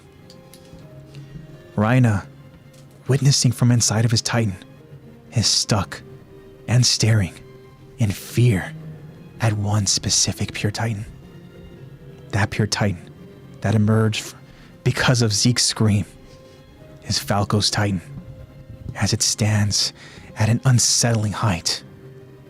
Zeke's Beast Titan, not even able to make eye contact with Falco's Titan, orders, "Falco, take him." And then immediately, Falco's pure Titan locks eyes with Rhina's armor Titan and begins sprinting towards him. Rhina reacts in fear and hesitation, preparing to defend against Falco's Titan. Falco's monstrous Titan collides with Rhina with sheer force, causing the armored to get pushed back. We then see Gabi beginning to get back to her feet. Gabi notices Colt's body lying on the concrete ground. Colt, are you? Gabi's eyes widen with shock and fear to notice Colt's upper torso and head area carbonized. Gabi begins sobbing at Colt's death. We return to see Rhina's armor Titan, having pinned down both Aaron's attack Titan and Falco's pure Titan. Gabi takes notice as she reacts. Falco? Rhina, struggling but maintaining position, tells himself, "If I have to keep fighting with them both, Aaron will break free." Rhina now looks at Falco's Titan. "Will I have to be the one to kill Falco?" Aaron now uses this opportunity to break free by locking his legs around Rhina's head and throwing Rhina off of him. Aaron quickly gets back to his feet and prepares to run towards Zeke. Except, Rhina isn't out of the fight yet, as Rhina quickly grabs a hold of Aaron's ankle. "Get back here!" But as Rhina is focused on Aaron, Falco's Titan grabs a hold of the armor around Rhina's nape with his Titan teeth. Rhina immediately reacts. "Falco! He's got my nape!" Aaron now begins kicking Rhina in the face repeatedly, trying to force him to let go. Suddenly, there's a loud bang that forces Aaron to stop and look. Aaron and Rhina both notice that Zeke has been shot with another anti-Titan cannon from General Magath and from Peak. Magath says with pride, "That shot put him down for good. Mission accomplished. We're safe, at least for a while." Flock, not being able to support against the cart Titan and noticing his many fallen Jaegerists, calls out, "Damn it! Report! Is anyone still alive? General Magath now takes aim at Aaron's Titan. That just leaves the Founder. Aaron's Titan locks eyes with the Cart Titan and Magath as he begins fuming with rage. You've got no need for that head. And all we need is your spinal fluid. The Cart Titan gets in position as Magath prepares to fire. And then the cannon fires. At least, it appeared to fire until closer inspection showed that the Cart Titan's cockpit was hit with a thunder spear as Magath desperately tries to evacuate. The soldier that launched that thunder spear was Armin. As Armin watches with a look of worry, Armin announces, "We were just a little too slow." Marleyan soldiers react to Armin's attack against the cart and Magath as they ready their weapons and take aim. Bring him down! But before any of them can fire their weapons, Mikasa quickly defends Armin by using both her blades to slice their throats. Peak's Cart Titan reacts to Armin and Mikasa. You can't win now! This battle is over! Mikasa lands on top of the wall, staring and preparing to face the cart. We go back to see Zeke's decaying Titan corpse that's now mostly skeletal. Eren and Reina continue to stare. Reina even wonders as Falco's Titan continues to try to bite the armor around the nape. It's over. Eren can't use the power of the Founder anymore. That means our mission is complete. So then, the others can take it from here, right? I can undo the hardening on my neck and let it happen.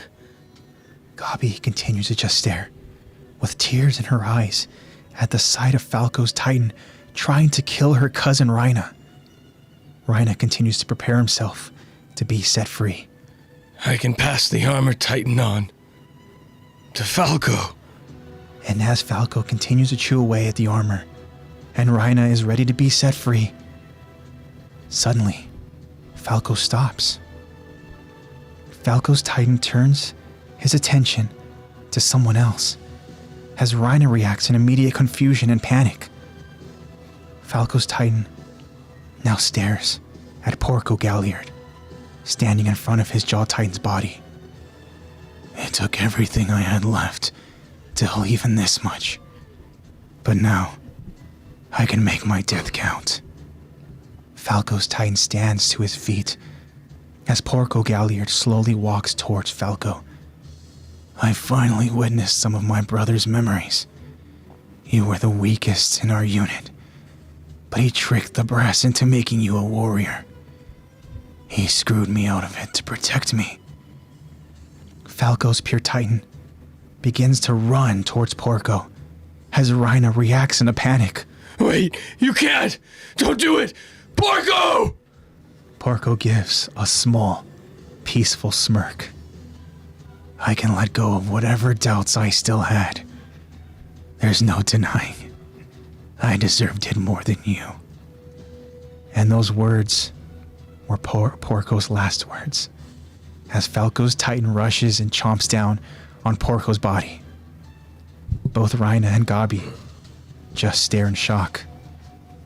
Gabi finally whispers, Galliard? Falco's Titan finishes the job by chewing and swallowing Porco, as Reina's armored erupts to his feet and lets out a frustrated roar. Reina then takes out his frustration by punching Eren directly in the face. And as Reina's fist is in the mouth of Eren's attack Titan, Eren uses his hardening ability to trap Reina by hardening his entire Titan body, causing Reina to be stuck from the forearm to his fist. Eren then jumps out of his Titan's body and begins sprinting in the direction of Zeke's Beast Titan corpse. Reina begins to panic, as now Zeke's body can be seen lying hidden in his Titan corpse. Zeke reacts as he watches his younger brother running to him. That trick I stole from Peak worked out all right for me. I played dead long enough to get the attention off me, and you managed to figure it out before them. We can win this. Eren continues to run as Reina is trapped, but not helpless. As a matter of fact, Reina's armor titan becomes so enraged that he shatters the hardening from his fist with his strength. Eren turns to look back at Reina's titan hand reaching for him. But a thunder spear takes out Reina's hand, and another thunder spear is aimed at Reina's head. Eren now notices his friends, Connie and Jean, protecting him. Zeke yells as he reaches towards Eren. Run! We're almost there! But right as Eren can reach Zeke, Eren turns to look to his right as he notices Gabi. And Gabi has the anti-Titan rifle aimed directly at Eren. Both Connie and Jean can just watch. Mikasa and Armin are both too preoccupied with the cart Titan and General Magath. Gabi, she focuses as we see tears running down her eyes. And then Gabi shoots. The shot recoil sends Gabi backwards. But the shot was a direct hit as a screaming Zeke witnesses his younger brother, Eren Yeager, getting decapitated. To be continued. Ouch. What a headache.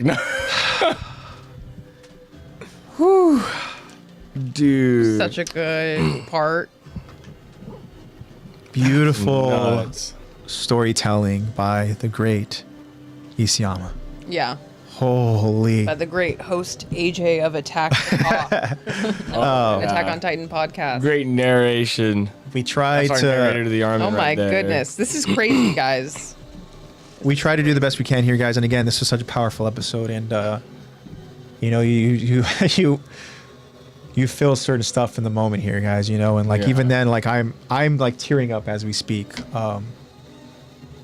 I'm like borderline Gabi as she's like locked in, I know, focused. actually. And you see just like Because it is that tears. big of a deal. Yeah. It is that big of a deal. And we can only just imagine the emotions that are running through Gabi's brain and through her body and just being so focused, You landed that shot, girl. locked in. Oh. And, You landed that shit. Oh, she bullseyed. yeah, I know. That was a good shot, girl. literally right before like the intermission part, like it ends with like Eren's head just But like we're not, Tish. The thing is that we're Yeah. not, girl. Yeah. We're not.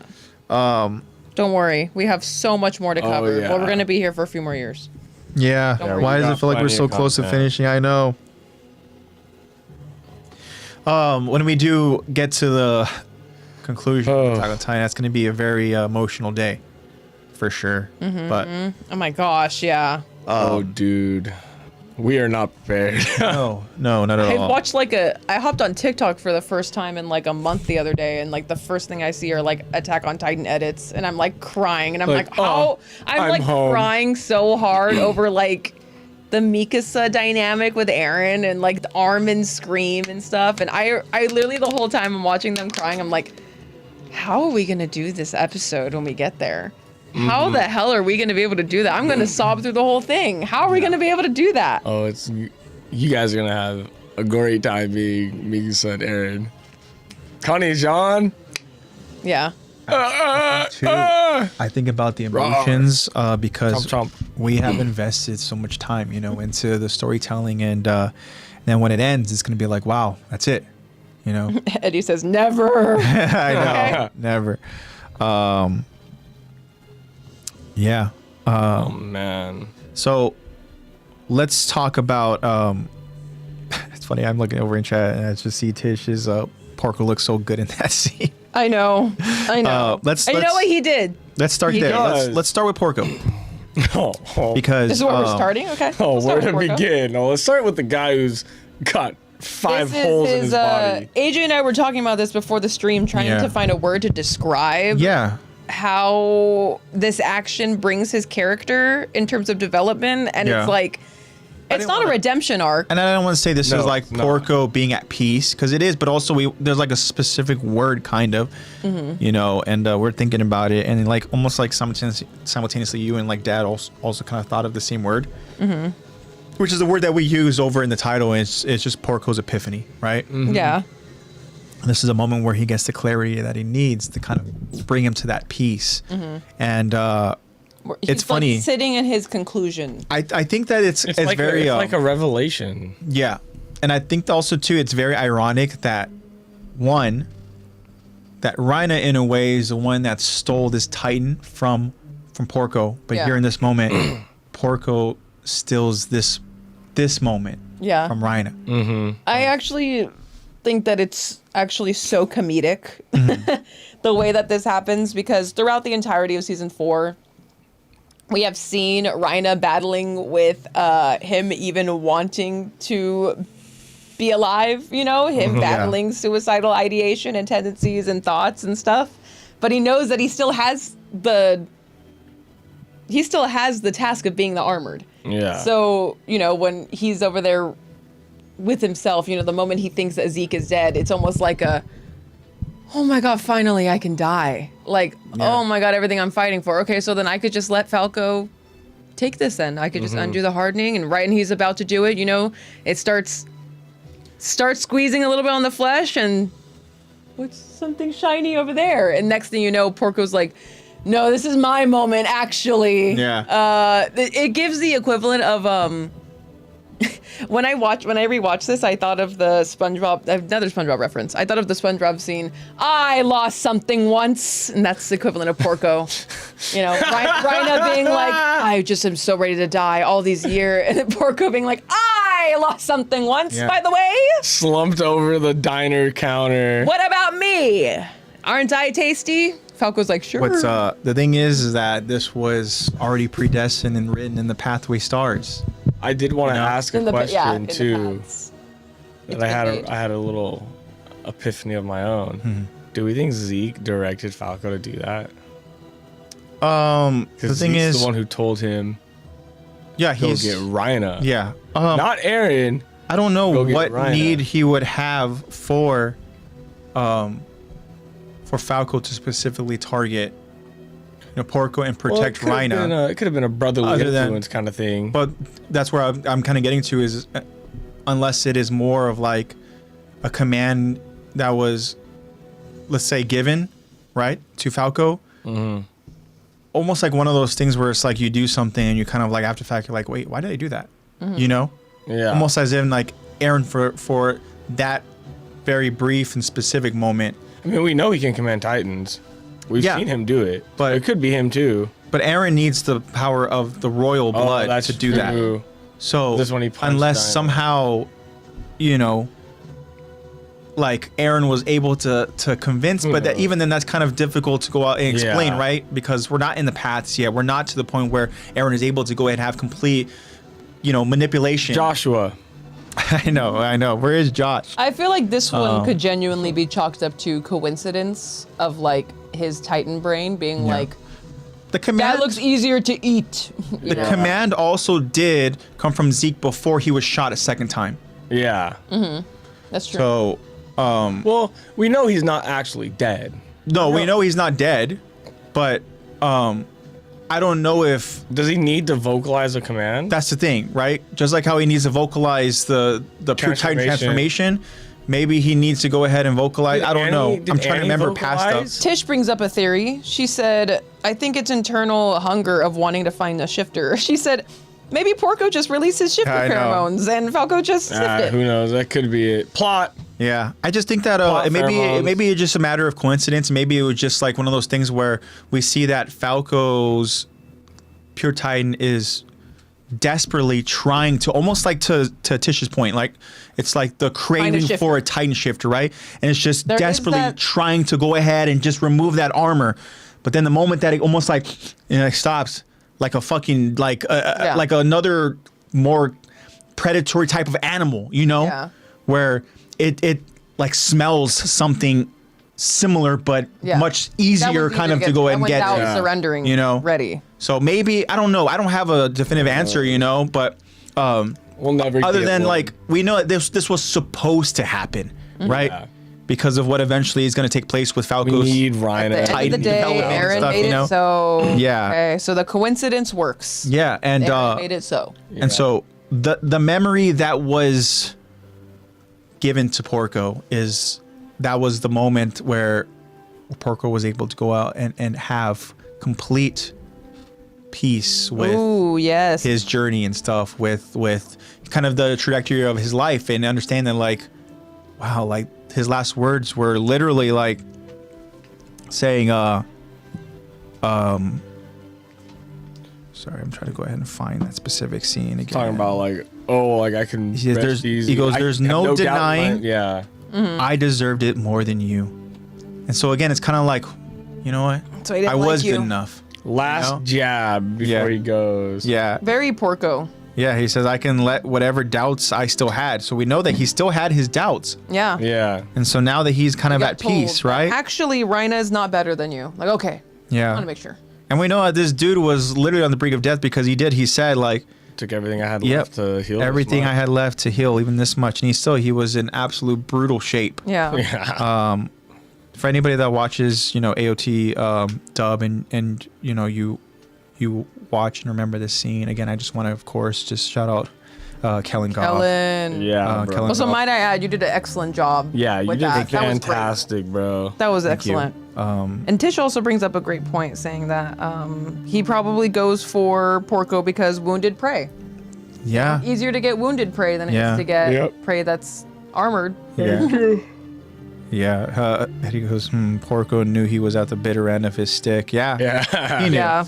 It's like just of his bitter stick. But also there's an element we see from Rhina and even from like Porco here where it's kind of like the curse of the Titan is being lifted and you're kind of like, I can finally rest, Yeah. Yeah. And so it's just, we see that for some of the Titan shifters that pass it along, I think even like with Udi as well, like I think that even he was just absolutely at peace, giving it to, I'm blank, it's not Frida, right?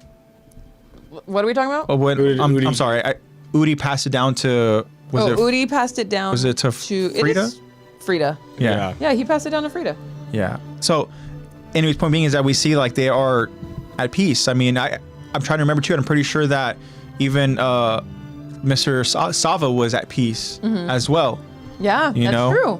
So I did see a good amount of them that are ready to move on. I mean, I'm sure that they've already grieved their whole rest of their life anyways. The moment that they signed up to become a warrior and actually became a warrior candidate, they knew that they were signing away their lives for something bigger than themselves. They knew they had an expiration date. Yeah. The thing is, you got 13 years, baby, make it count. The reality of it is they're just that ready and take it. Yeah. I'm ready. Exactly. Like I know what's being asked of me. So like the reality of it is that these like warrior candidates train their life so that they can be worthy, right? So they can be strong enough, and for the they can be that hates them. The top of their class that are deserving of being this weapon for your nation. Yeah. Right. And basically. And then there's like got to be this element of like pride of being like, okay, like one from Porco, like I was worthy, like I wasn't like cast aside because I trained my ass off, and then all of a sudden like I wasn't worthy of it, but this guy was and stuff. Like, and now dude, he's kind of like at peace. It was right there. I'm supposed to get the armored. Yeah. I am the armored. And also too, it's like I made the joke as well, the reference of like Valhalla, last week, where there probably is this element too of like of laying your life over on kind of on the battlefield and having that kind of solace and peace and knowing that like, all right, I served my purpose. Yeah. In a blaze of glory. And so it's kind of interesting That's what Rhina thought he was gonna get. Yeah, I know, literally. Seriously. Yeah. Rhina's And- like, dude, I just want to die on the battlefield. I want to be the Helos. Please give this to me. I just want to see Thor. I know, and the thing is, Rhina's story is not even close to being done with. I know. Rhina's still got more story. Yeah. All All right, Rhina, Rhina's you're not wanted done to yet. do is die. Yeah. Sorry, He's Rhina. Not allowed that. he's done We've with. got more for you in store. You're not done yet. Yeah, and so I do think it's funny too. I saw where Tish mentioned about Rhina having like a temper tantrum. Yeah. He kind of does. You know, he goes out there and it's like fucking immediately You're jumps not to his supposed feet. to. Porco. Stop it. Damn Yeah. it! And then he has to punch the hardening. I think that's what really motivated him. Yeah. It wasn't Aaron getting away and thinking Zeke's still alive. It was, damn, I'm still alive. Yeah. I'm still alive. Porco to Rhina. Almost. You gotta be quicker than that. Yeah, almost. Almost. All right. So let's kind of go back a little bit. Let's go back to the beginning of what we covered and the Pure Titans. Yeah, I want to talk about the Marleyan soldiers' like reaction to the Pure Yeah. Titans. Dude. These look like Marleyan soldiers that have never witnessed Pure Titan transformations. They've never. And I want to add too that these are not any normal Pure Titans. Like these are, I want to say that majority of them are abnormal because they are like running and really going after these leaping. other, and weaving Yeah. and They're just all, like, as far as like stature-wise, they're all pretty big, big. too. Do we think So- it has to have something to do with the It's- beast fluid? yeah. Like, it's yeah, gotta Zeke be. specific spinal gotta fluid, be. Yeah. right? Or even just like Or even on like It's an like individual, steroids, bro. Titan user fluid. Who knows? Yeah, Yeah, it even could on be like shifter, an yeah. individualistic level, these were still all trained soldiers that Yeah. also transformed. So I'm sure that there is a specific stature and whatever regiment that, Yeah. however that gets expressed when you turn into a pure Titan. I wonder if the But- stronger mental fortitude you have, the more your Titan still looks like you.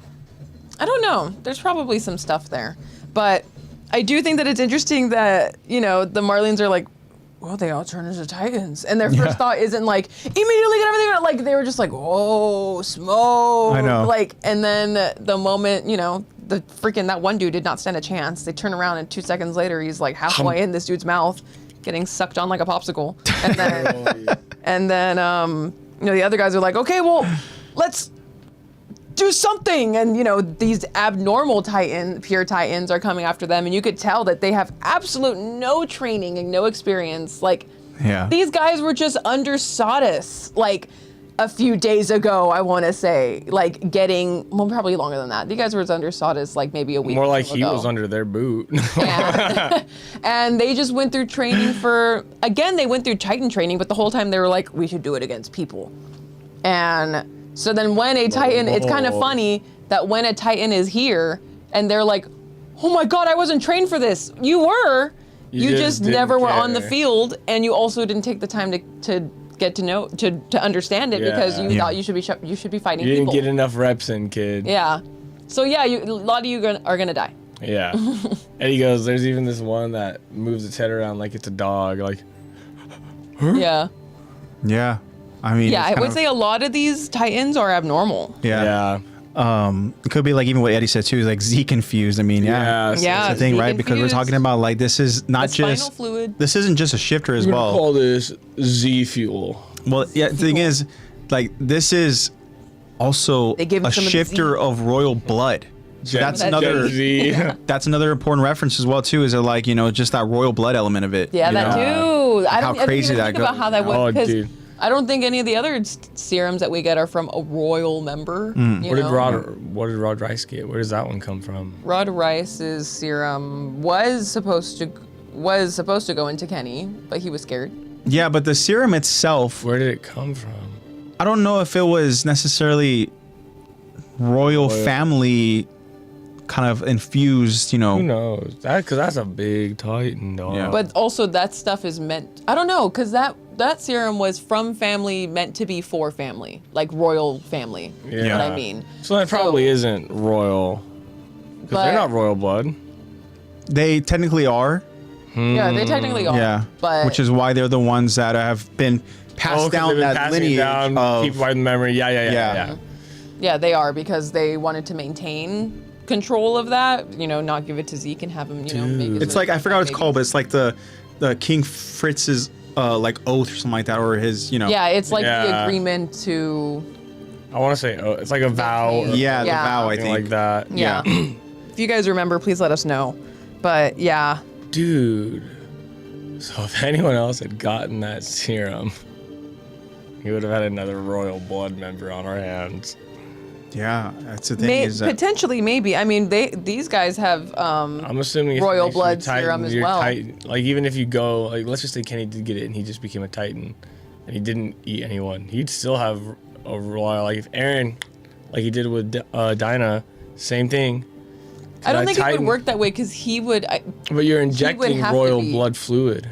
yeah, but the thing, the difference so with the did coordinate ability that everyone Aaron else. used is that when he touched the Dinah Fritz Titan, Dinah is a member of Royal Blood. But that's what I'm saying. Like, but this is just my logic. If you're injected with royal Titan fluid, that still has that person's DNA. So that alters yours when you become a Titan. So that would, in my eyes, you would have that same reaction if Aaron Yeah, were to Eddie. punch that That's true, person. Eddie. Eddie's like, this wouldn't work because Kenny's an Ackerman. That's just my. Kenny's an Ackerman. He can't even transform. But True. okay. Actually, That's just a my- good point. But That's just my using map. using that logic, I feel like it would be the same thing with everyone transformed now because they ingested spinal serum that was from a royal member. be So fair- with that logic, So they're that also- means that Aaron- technically Falco is a member of Royal But Blood. Aaron then. never touches any of them. Does Yeah, he but- touch Falco in this moment?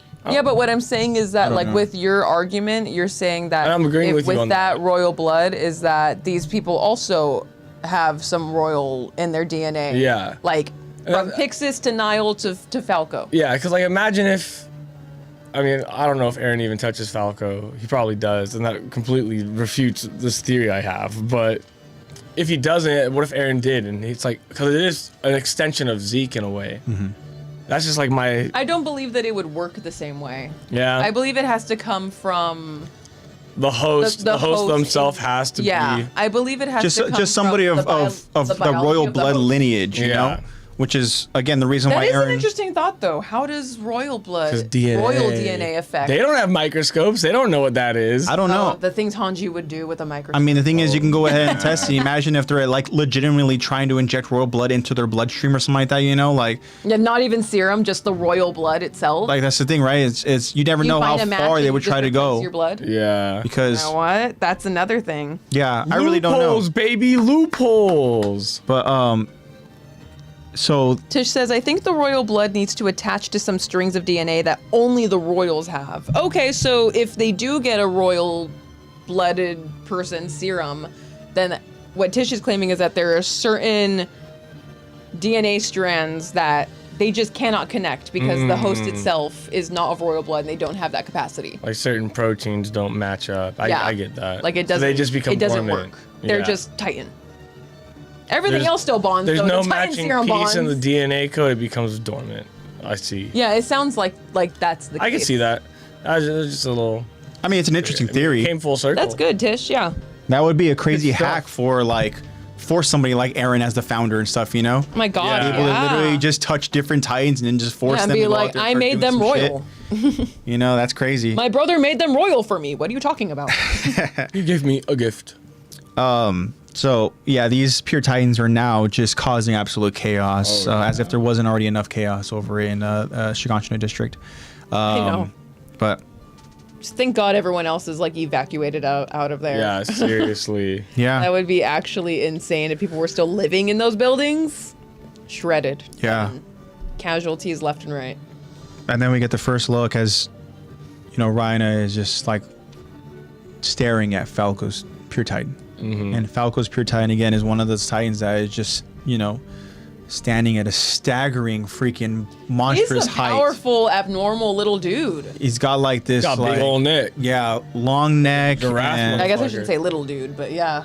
yeah, it's crazy how He's he pretty transformed powerful. into this very powerful Imagine because if he- Like as a pure Titan, he's powerful. yeah. So I mean, he tackles the armored Titan down in his pure form. Yeah. Yeah, it's kind of crazy. But poor Rhina, man. And then again, Just like want to die. Wrangling with the fact that like, am I gonna have to kill this child? Am I gonna have to do this? My niece's You know, boyfriend. holding down both. Yeah. My niece's boyfriend is. Or my best friend. Yeah, it's kind of crazy, but when I think about Falco's Pure Titan, I can't help but think about the founder Ymir, who, was the one sculpting on the Titans, right? Mm-hmm. And if there was some sort of, again, influence, be like, hey, make sure you go and you sculpt this one extra strong, or whatever. Yeah. Like, my mind probably was. immediately, goes to, and this is only because we understand, how powerful Eren is, right? Mm-hmm. Where everything from this point going forward, and even other past, parts of the series, they're all just building blocks to one step closer to the inevitable goal of becoming in absolute control of everything. Yeah. Right? As it's like he's in the ocean, everyone's in the boat, but Eren has control of the sail. Yeah. The ocean's gonna do what it's gonna do, but he's able to maneuver around it. Yeah. And so I just can't help but think of again, understanding Falco's overall purpose to the story, if somehow, crazy to say again, because it's again, one theory leads to another question where it's how does Ymir, the founder Ymir, even know to go out there and make Falco this powerful Pure Titan, Yeah. Yeah. It could also just be something, how does she do that with any Titans, But it also could be something that's just in Falco, because Falco's already such a bright, successful, student, just pupil, and in his 12-year-old self, or however old he is. He's very mature for his age. I think that Do me a favor, pause real quick. Are we still streaming? Ooh, yeah. That's a good question. Over on my end, it says chat disconnected. Oh, really? Yeah, it says please wait while we try to reconnect you. No. Sorry, guys. We're just taking a quick pause. I see something on my side. Yeah, we're still good. Okay. We're still good. I think it might just be something that's just in Falco, is that he is just meant to... I think it comes from the host's individuality. I think he's just a strong... He's just a strong kid that's meant to have strong roles. That's kind of like has very strong will. If you have a strong will, or a strong sense of identity, do you retain more of your physical features? Or I guess if you're a Titan user, or do you have stronger physical features? Yeah. Or do your features accentuate your identity? And I know that's more of a Beast Titan thing. That would be... Because Annie has a very strong sense of identity, and her Titan looks very much like her. Yeah, her Titan is very... she knows that she's a weapon. Mm-hmm. She's a weapon. Talking about Annie and her appearance and stuff in comparison to Falco's and stuff? Just talking about... Sorry, I was just looking with the... How their sense of, their, I guess, weak... hockey, identity, willpower, whatever you want to call it. Tish said it's just because he's got that dog in him. Yeah, if they have that dog in them, if they have a big dog, they're not a little dog. If they retain more of their physical features as a Titan. Yeah. And then one thing I wanted to point out, Eddie's, I'm sure you read it too. Eddie says, but did y'all notice how he peeks his head up as a baby bird that just hatched? Yeah, just like a baby bird, because he's about to be a bird. That's kind of funny. He's a fledgling growing his feathers. By feathers, that is quite bird-like. Porco. The way that he's shaped is pretty bird-like. Kind of, right? Yeah. You know what? Very interesting. It was foretold. That's what I'm thinking, man. I'm everything somehow it was the whole plant made to be as it was. It makes me think about that damn freaking Aaron Kruger line where it's was mentioning Armin and Mikasa. Oh, we have it's things are fucking just my gosh, yeah. It's. It also makes me think about the fact that Falco's Pure Titan is already kind of bird anatomy shaped. It makes me think about the Titans that we saw crawling on all fours in season 1 and stuff. I'm dang, if they were gonna be a Jaw Titan, or if they were to be a Beast Titan, they would definitely be an animal. Yeah. Yeah. If they had any, I just think about dang, the potential of these abnormals probably would have been crazy. Yeah. Imagine a turtle cart Titan. Yeah, a turtle cart. It's got a shell and everything. Armadillo cart.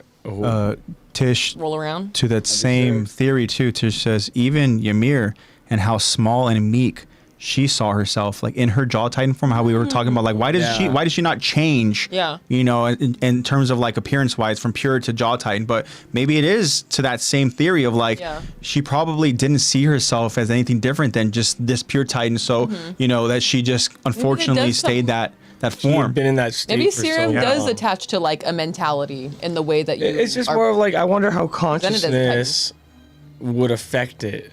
Like, Yeah. what affects, like, if you're strong in certain areas of your psyche or weak in certain areas, how does that affect your Titan's growth? Wonder if there's anything on the Attack on Titan wiki. Yeah, I'm not. I'm talking Titan neuroscience right now. I know. I honestly want like Titan. I want Titan biology and physiology books. Like would like that. That'd be a really like on cool some Hanji invention. stuff. I really do want to know like what makes Yeah. a Titan. pig. Like what are they if like they're living and breathing and whatever existing, but they don't have any organs and there's They no just got a way for gut. excrement other than they puke up these. I want to understand energy flow, matter. I want. How physicality. How is do I make presented. things out of nothing? Tell How me is now. physicality presented? What is the steam? Why are your atoms so fast to make steam? And why do they decay so quickly? Yeah. What is the source where they get cut off from that decays? Why the nape? What's in that nape? I don't know.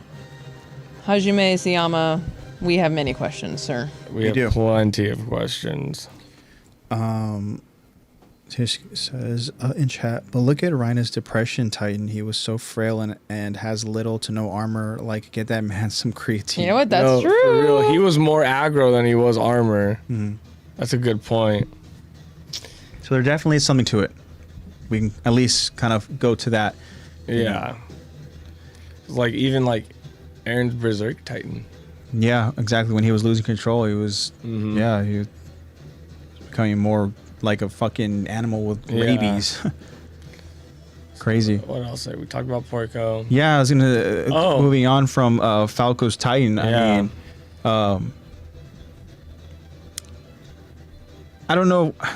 I guess Rhina is still putting on this effort of just like, you know, trying to hold Eren, you know, Yeah. for at least trying to take the founding Titan from him. But now becomes the issue of Falco's pure Titan, and even, you know, like Rhina struggling with this. He has both of them pinned, you know. It's kind of like, you know, right hand freaking devil, you know, and left hand he has this poor angel of a kid, you know, who is like now this monster, you know, That's because trying of to this eat fucking him. devil, you know. It's like, man, like you guys are causing so much fucking chaos. Now this kid is stuck in the middle of it, and now he becomes a monster, Yeah. you know. And now Rhina is thinking to himself like, well, he says, if I have to keep fighting them both and Eren will just break free, then he goes, but am I gonna have to be the one to kill Falco?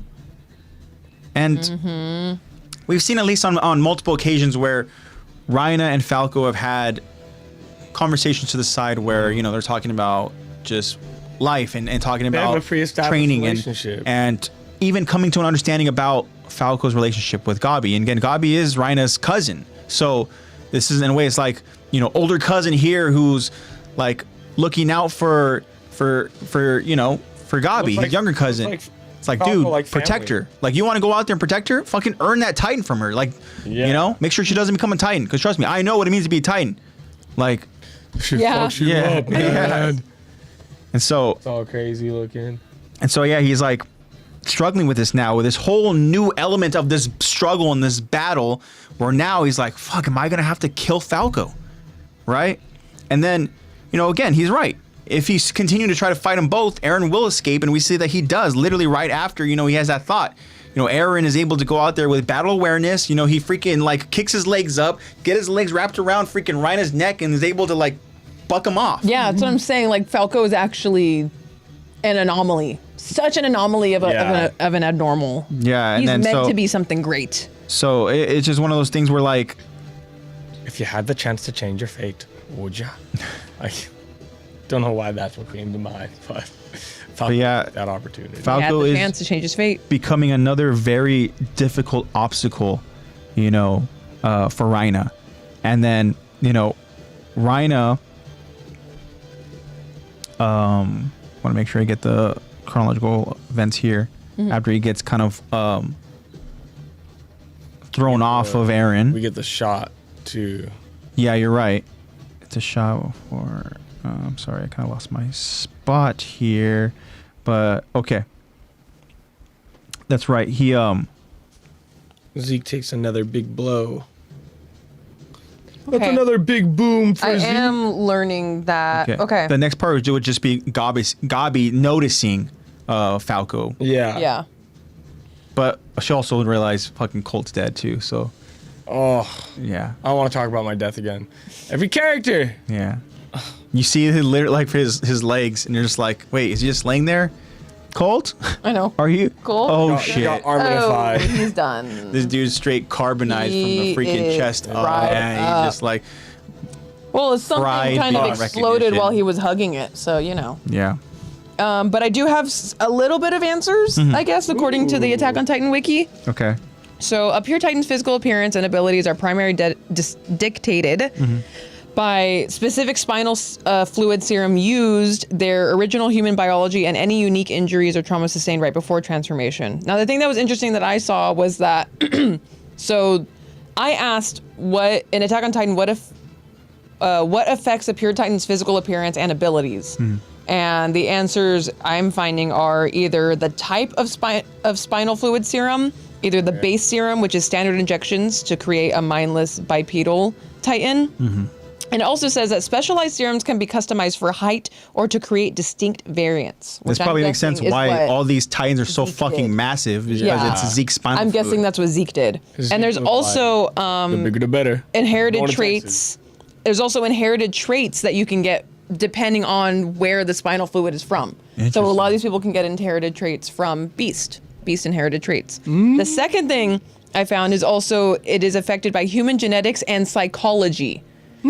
So basically it's also affected by, brown hair, you're gonna have brown hair. Blue eyes, you might have blue eyes. But it says that the state of mind can also affect it. A person's personality and their innate desire to adapt can heavily influence the capability of their Titan. And also things involving injuries and things being abnormals that exhibit unpredictable combat behaviors, erratic movement speeds, or even basic intelligence and speech.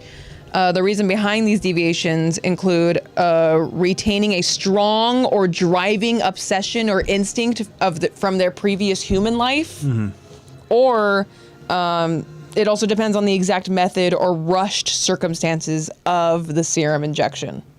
So many factors, but many factors, you're not wrong. It seems like I did hear I was right somewhere. it does seem like you're right. It seems like at some point To a their degree. psyche, to a degree, the person's own psyche and I guess will to live affects their pure Titan abilities and their pure Titan forms. Logical Lex. I just needed answers. I needed answers, and that was interesting. Yeah, very interesting. So if Whoa. you think BB Hub Titans can exist. Yes, yep. Yes. I'm glad that's where your head is at. Yes, exactly. I just got a BB Hub, now I'm about to turn into a Titan. So no. what I'm hearing is His that comment too about your characters. So full of life, you sure do dialogue, yeah. yeah. Even when I'm not So- in the studio, What I'm my hearing characters is that die. it seems like then Connie's mom had little to no will to live then, because her Titan can't move at all. She doesn't Yeah. have any arms or legs. Unless she has some kind of previous paraplegic injury. I don't know. If Didn't it look has to like do with it. psyche, She's living in a village with a farm. yeah, if it has to do with psyche, maybe she's like, you know what, just take me. It could be. She could just try to be like, I don't really have the will to fight. I know Zeke's trying to give us this will to fight and take over Ragako, but They also just could be I'm gonna chill guinea right pigs here. as well because their That's true. exposure to it was Yeah. a mist. That's true. Yeah. It wasn't That could be necessarily experimental. fluid. It wasn't like anything injection. It was just like this Yeah. mist that was. It didn't enter directly into their bloodstream via injection. Because we even saw Connie's. to the wiki. ingestion. It was We saw Connie's via father, who was the one who was pulmonary inhalation. yeah. Connie's father, who is the Titan that was, eating Kaya's, Who mom. was only maybe He was- 6 feet, 7 feet. I would say he's probably, around upwards of 7 feet. Yeah. So I mean, we did see. I want to. Short King family. Let's Because say everyone else at least in Attack on 8 Titan is feet. At least short. 8 feet, because remember he did have to go ahead and kind of like, the doorway. Yeah, but also everyone in Attack on Titan is like 4 feet tall. yeah. Maybe. 5 I don't feet know. tall. Either way, he wasn't as big as Tallest some of the people other in Attack on Titans. Titan are my height. Yeah, we're not talking about. I hit my head on door. We hit our heads on doorways in I'm Japan. the tallest in Attack on Titan. So maybe it was. Other than Yelena. Yeah, but either way, he Tiny wasn't people. really that big, so it could have just been again like That's like the 5'9". experiment. But to that same point, it made me think about all those Titans of those, scouts that were transformed over in the forest of giant trees, that were supposed to take out, Levi. they were all big too. Yeah, So that they was were. all spinal fluid from Zeke. That seems like, that totally tracks completely. Wow, crazy. We learned a lot today. Guys, what'd you learn? Because we learned a lot. Yeah. Hope you learned I something. feel like you guys have never seen Dr. Stone, have you? Nope. No, but that's like That's what this felt like just now. That's like Luca's freaking bread and butter. He It's loves so- Dr. Stone. it's so I've only good. seen the first It's like over now. 7 episodes of the first season. Yeah, I know it's done now.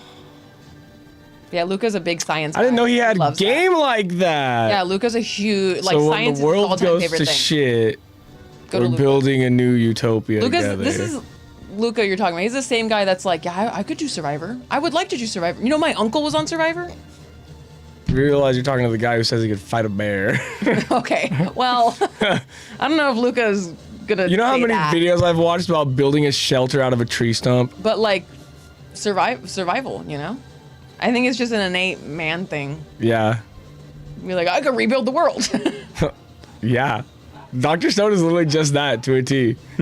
Yeah, Dr. Stone is basically what would you do if rebuilding you woke up- civilization, but with Yeah. modern scientific knowledge. What would you do if you were the only person on the planet, but you knew how to rebuild all of humanity in terms of like tech? They have good voice actors in. They in that- do. That one. They got Ian They Sinclair. got decent they got- action too. Yeah, and the only thing I learned that I remember from it is I learned that How to make cilantro dynamite? is in the original Oh. Coca-Cola experience. Yeah. Ingredients. Yeah.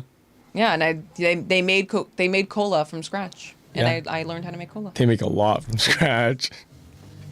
So watch Dr. Stone if you want to learn how to make cola. It's actually really informative and cool. It is actually a cool anime. I just felt like we had that moment breaking down Titan anatomy, because they literally will do like classroom style little clips on how to build the things. Because there's genuine. I wish that they would do that with Attack on Titan sometimes. There's That's what genuine I'm questions I have. saying. Like, can you pull down do a you wanna know when bulletin they do board? it? Do you want to know when they do it?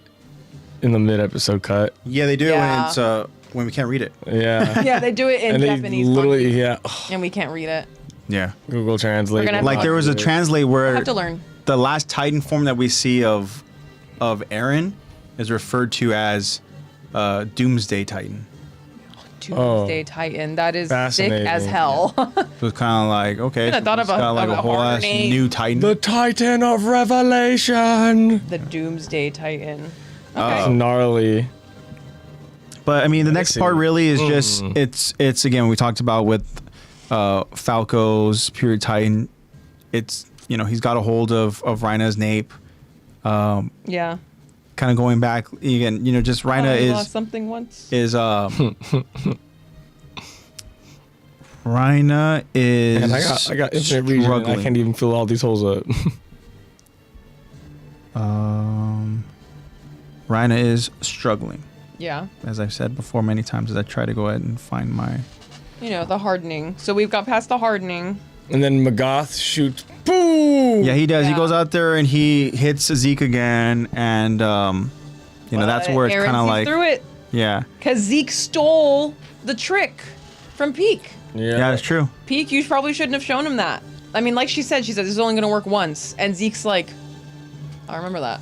It will only work gonna work once. once. It'll work It on will. you once. Yeah, it'll work on you once as well. Yeah, That's crazy. He really flipped it He's back a quick on them. study, right? I mean, Yeah. he's able to go out I mean, there that's and the war chief Zeke, Yep. Yeah, Yeah. Magath shoots. We get Mikasa and Armin pulling up on the cart. You're right. Magath. Connie and John Shoot that pulled thing with up. We're a little spear. late, but it's fine. You know. It's fine if Zeke's dead. You can tell that Armin's like, it's fine. I know. Yeah. He like doesn't really care that Zeke is possibly dead. I don't think he cares at all if Zeke We're a is little dead. late, but we're really here to protect Eren, so Yeah. that's not really part of it. My gem is safe. We're not aiming for the truck. is I'm essentially not what gonna he was be saying. someone who loses something once. That's Yeah. what Armin's thinking. I won't lose it. I mean, that's true. I mean, their only priority is just to Eren. rescue Eren. Yeah. And Mikasa comes in sick as hell. Yeah. This like backwards decapitation shot. Yeah. That's actually crazy. Yeah, and then we get Flock, and then we move on. Yeah. Yeah, and then we get something else there, and then we move on. Yeah. Well, Rhina finally thinks he's gonna be able to like Oh, end finally. it, right? I can just let him eat me. Yeah. He sees I lost something. Zeke, getting shot again and thinking that it's over. He literally said it's over. Like, Eren can't use the power of the fountain anymore. That means our mission is complete. right? So he goes, so then the others can take it from here, right? Like he's so they ready, got it? just be done with it. Why He is just every wants to be sure Hey, that his death is not leaving more of a burden than anything. Like he's at least like conscientious of it. He's like, Yeah. I'm Yeah. suicidal, but I also know the burden it puts on people. So like, P1 flock can they haters. handle this? Yeah. Okay, then I'll die. Yeah, I think I see a common trend among Marley and Titan Warriors. They all kind of just want to die. Yeah, they're like, okay, we're ready. Zeke's ready. We've got Annie's fight. like, I don't care if I have to sit in this crystal Magath for the is rest gonna of be my ready. life. Magath will is gonna be in ready. that- in Peak's that probably ready. goddess. Porco, Rhina, Birdie was even ready for the most part. Put up a decent fight at Yeah, the until end. it was happening, and he was like, no, I don't want to die. I don't want to die. Oh, Yeah. I know. Yeah, it's Bro literally got to throw a temper tantrum, calm down after his temper tantrum, and got put to death for it. Yeah. Had to Now that imagine you've had your tantrum. Imagine literally being a walking nuke, having to pile up all your rage for over like years, almost a decade, and then you finally cut loose, and you're like, oh, you know, maybe I have been overreacting a little bit. Yeah. We're gonna kill you now. What? yeah. No. I'm sorry. I just No, I think can't. you're ready. And the moment have you your think cake and you're eat going it to be too. saved, the war chief is just like, sorry, Bertold, this is the end for you. Yeah. He's like, Deuces. huh? That's What? it. Like, You wait. see him getting. Yeah. You see him in Peak's mouth. Deuces. Yeah. Okay, Out. man. Done. Yeah, but again, we talked about it. I mean, whether it was just pure, like just instinct, and Falco then just turned to notice Porco. But yeah, rest in peace to Porco. Porco is now at rest with his brother. Yeah, with his brother. Yep. Yeah, I don't know. We'll see. His brother might have gone. He might have gone somewhere else than where Marcel is, but we'll see. maybe. I don't know. We do see the Galliards again, though, at least in Titan form later on. Yeah, we'll see their mains again. But yeah, and the plan again. So Zeke was able to go out there and learn. He executed the plan Yep. perfectly. Yep. He says that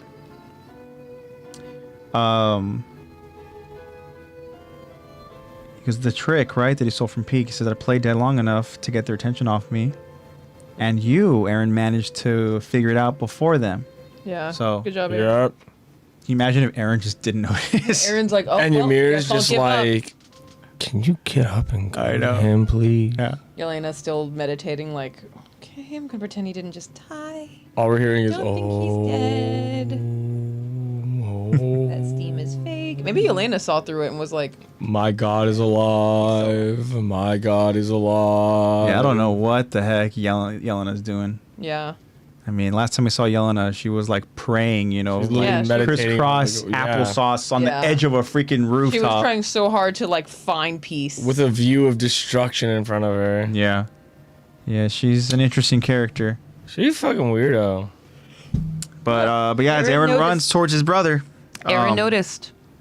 Good thing he's running in a perfectly straight line, perfect form to where his head isn't bouncing around. That's really gonna do him some good Yeah. in the long run. And then we have Gabi, who, Can a just couple episodes ago was asking about this rifle. yeah, she was And curious now- about it. She was. Here she is, just Talk about foreshadowing. having that thing And, right you know- there, already all locked and ready to Did she to like go. take it immediately off of Colt, or like how'd she get that?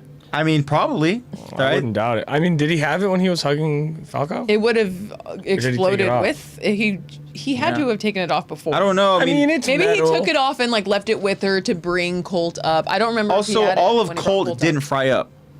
Yeah, Yeah, his that's lower true. half. That's what I'm saying. It could have just been blown away. Yeah. Sa- True. the sash snaps, burns Oh away. yeah, that's probably what happened. It's launched. It probably just and Gabi was like, gun. It's probably like, I well, know how to use that. she probably saw Cole and she goes, "Well, the fuck is this gun?" Gun. That's it. I don't care how much character development I've had. I'm killing someone. Yeah, I'm Yeah. killing something. Give me gun. She was asking about it though. She was. Was. And Colt gave that damn, she's a explanation. freaking good shot, man. Oh, dude. gosh, she is. Colt gave that explanation of like it's really powerful, but you gotta get really good aim or something like that. Yeah, You said something where you about, gotta like, kinda get, like, great aim. yeah. You gotta be dead on. Yeah. You have to. Or it's have like really, good really hard to precision. hit a good shot on it. You got to aim really well, something like that. And Gabi was like, noted. Yeah. I got great aim. I'm 1 for 1 right now. So Have you seen me let's throw a make bomb it 2 bouquet? for 2. The bomb bouquet. You know, there were other instances Yeah, that too. where she showed, you know. But I'm talking precision. about with guns. Yeah. She's 1 for 1. I just right don't now. wanna say Now she's it. 2 for 2. Yeah. Unfortunately, Unfortunately, she's got great aim. I wish she had a 50-50 success rate. Right. I Yeah. mean, technically, she didn't kill Aaron, No, but but that Doomsday I Titan would wish have she looked had a lot 0% different if she didn't success shoot him off. rate. That's true. There is the theory that his Titan is not meant to look like that. It's just because he got decapitated, It- needed to form it out of his spine. Trauma before. Yeah. We already talked. It was like, all he has is a head. Everything else skeleton. All he's got is a head. Dude, imagine if that motherfucker. True. Imagine if imagine if he was that big and he had flesh I know. And actually, and like, could move. steam. Didn't have the skinny little booty. Just the bones coming out of the But flesh. he still from was the able to use the Warhammer. Warhammer to his advantage with that. So I Yeah. guess it but he's ended up again working out. that last Titan form. I mean, that Titan had a body. Yeah. So, I mean, Like, don't I think know. he was actually meant to be like just like a bigger version of his Attack Titan form. Yeah. I think is what he was meant to be, but One that could step he got on the decapitated. world. So thanks, Gabi. You gave us this freaking Golden Gate Bridge looking dude Yeah. Jeez. with his little booty. He's got a little booty. We got the Stegosaurus Doomsday Titan. Yeah, and then Zeke, all he can do in this moment as he's hiding under his you know, Titan Yeah. corpse is screaming as there's freaking Aaron's head like spins like a spiral. Yeah, the amount of power, like she definitely hit it Yeah. at like she definitely hit like the front half of his throat so that it just, the momentum Did a literally 360, bro. ripped it Yeah. off. And I do think that the shot of the reflection of Aaron's head spinning in the air through Zeke's eyes is really good. I love that. Really good visual. It gives me a very big, like, call forward to the Aaron Mikasa moment. Okay. Okay. Because I see that. it goes The- based off, like, the praying The mantis, Yeah, take the head off your husband kind of thing. that's true. Yeah, that's a reference. Even this is foreshadowing. Yeah, more Yeah. foreshadowing. Wasn't Aaron Right just the always whole meant to be time. headless, you know? Seriously. Yeah, Tish said, but didn't Founder Ymir have a skeletal form as well? I believe so. She did, and her skeleton. Hers was like rib had cage boobs for some over. reason. Yeah. The rib cage was There like was over the flesh. body, There Yeah, was flesh. It was and flesh, and then bone. the bone kind of. but also had like a protruded. skeletal face. Yeah, she had a skeletal face as well. It was like she was wearing skeleton armor. Kind of like the jaw, you know. There are flesh, but they also Yeah. have a skeleton skull, skeleton face. So Yeah. I think it's a mixture. So maybe his would have been a mixture of Yeah. skeletal face and skeletal if he wasn't decapitated. But we got all skeleton because of that rifle and how great of a shot Gabi is. Yeah. Oh, yeah. But What a gnarly shot, bro. other than that, guys, I think that's all we have as far as episode breakdown. Tish said Gabi's like, ooh, gun. Right? She said maybe Gabi's American. America. Knee howdy. Maybe. Have you seen that guy on social media? Knee howdy. Built-in corset, perhaps? Come on, waist. Yeah, Ymir had a built-in corset in her form. What a diva. But oh my gosh, guys, this episode was so good. Thank you for the code, Jacob. Wow, right on Thank you, time. Jacob. Yeah. And Hey, Very Jacob. terrifying. this episode was so freaking juicy. Yeah, I've been and using that term a lot. There's a lot of but- juice left many in the emotions. episode. Yeah, and there's still, I mean, just our episode. is Yeah. The first half of it is all we've gone through in the past 2 weeks. But it's, There's so much. like Tish says, like, why does it feel like we're getting to the end? It does feel like that, but just wait, because next 'Cause- episode, when we review, this is our there, first yeah. time actually, like, in story discussing the paths. So, Yeah. we're still just dipping our toes into these crazy ideas. Yeah, we're gonna completely change the background to look like the paths, guys. Yeah, we're actually going to go into the paths next episode. We're gonna decorate set as paths. No AI. No AI. We're going to be in the paths. That'd be pretty crazy. And then Juice, they'll be more like hearing our wine, voices, says Tish. but it won't. Our mouths won't be moving. We'll just be That staring would at be- the camera, Yeah. and then like they're just hearing our voices through the paths. Yeah. That sounds like a lot of extra work if we wanted to make that happen. Yeah. So who's ready to record 2 podcasts? A lot of rehearsed. Craziness. But yeah, guys, this Or like why? this episode was Because it Oh, did, man. finally. it was an What did you emotional say? one. 9.7 on IMDb. Yeah, This- whole this- episode 9.7 IMDb. Two Brothers has 9.7 on IMDb. Insane. And we're only halfway through it. Yep. And Aaron's already decapitated, and we're halfway through. Oh, If that doesn't tell you what this episode has in store for us emotionally and story-wise, then I don't know what does. man, This one- you're about to tell me that you're gonna get everything you've ever wanted. That's gonna be an insane moment. Oh my We're gonna God. see like some pretty good visions in the next Oh yeah, next episode too. time's a little wonky. We get to see Goth Mikasa for a second in the next coming episodes, Interesting. Exciting. and we get. I didn't to even see- realize that. We get to see a little Grisha yelling, foreshadowing moment as well. You know, that awesome scene that you're gonna totally be amazing at Yeah. voice acting at, because you're gonna be talking to yourself. Yeah. Just like all crazy people do. Jacob in all caps AO3 apparently comes out this winter. Yes. Yeah. Yes. If you didn't see it, Jacob, I gave a This is his full-on apology. apology at the start of the Is not episode. today. It's winter. Unfortunately, I was mistaken. But winter of this year, supposedly. Yeah. Just like The Wolf Among Us remastered. Don't do that. Now we're never gonna get AOT3. That's all I got, guys. I'm pretty wiped out. Not gonna lie, this was like I said, feel a it, very man. emotional episode, and I tried to give everything that I really could in the moment, you know. He always does. And you did amazing. But yeah, Narrator, the Armin, and voice actor. We do get to see a geeky Armin for a second. You're right, Yes, we do. I mean, is he not already? Yeah, it's true. but he's a little more geeky. He's like Reddit geeky. He's modern This one. geek. Yeah, modern geek. All right, guys. Now is the part where, you know, again, just want to thank you all so much just for your support, for your love, and just for That was the part you where know, we joining cuddle, us. guys. Just for joining us, you know, just through this awesome adventure. And it's a lot of fun to go ahead and just kind of cover these episodes, especially episodes like this, where they're just so jam-packed with just incredible storytelling. And I'm just, you know, extremely grateful for just this opportunity and just kind of like this responsibility, you know, of like just doing this, you know, like Yeah. it's pretty crazy. And again, like We'll bear this when burden for you guys. when we are I feel like Rhina. when we're done, Thank you, I'm Tish. so you know, tired. it's gonna feel when we're done, it's gonna be so fulfilling, but also it's gonna be very emotional. It's gonna be very Yeah, sad. bittersweet for sure. Yeah. But And then we'll come back bigger and better than ever. yeah. Yeah. And so I just really, again, just want to express my gratitude to all of you. And, you know, the journey's not done. We still have a lot of episode to go ahead and cover.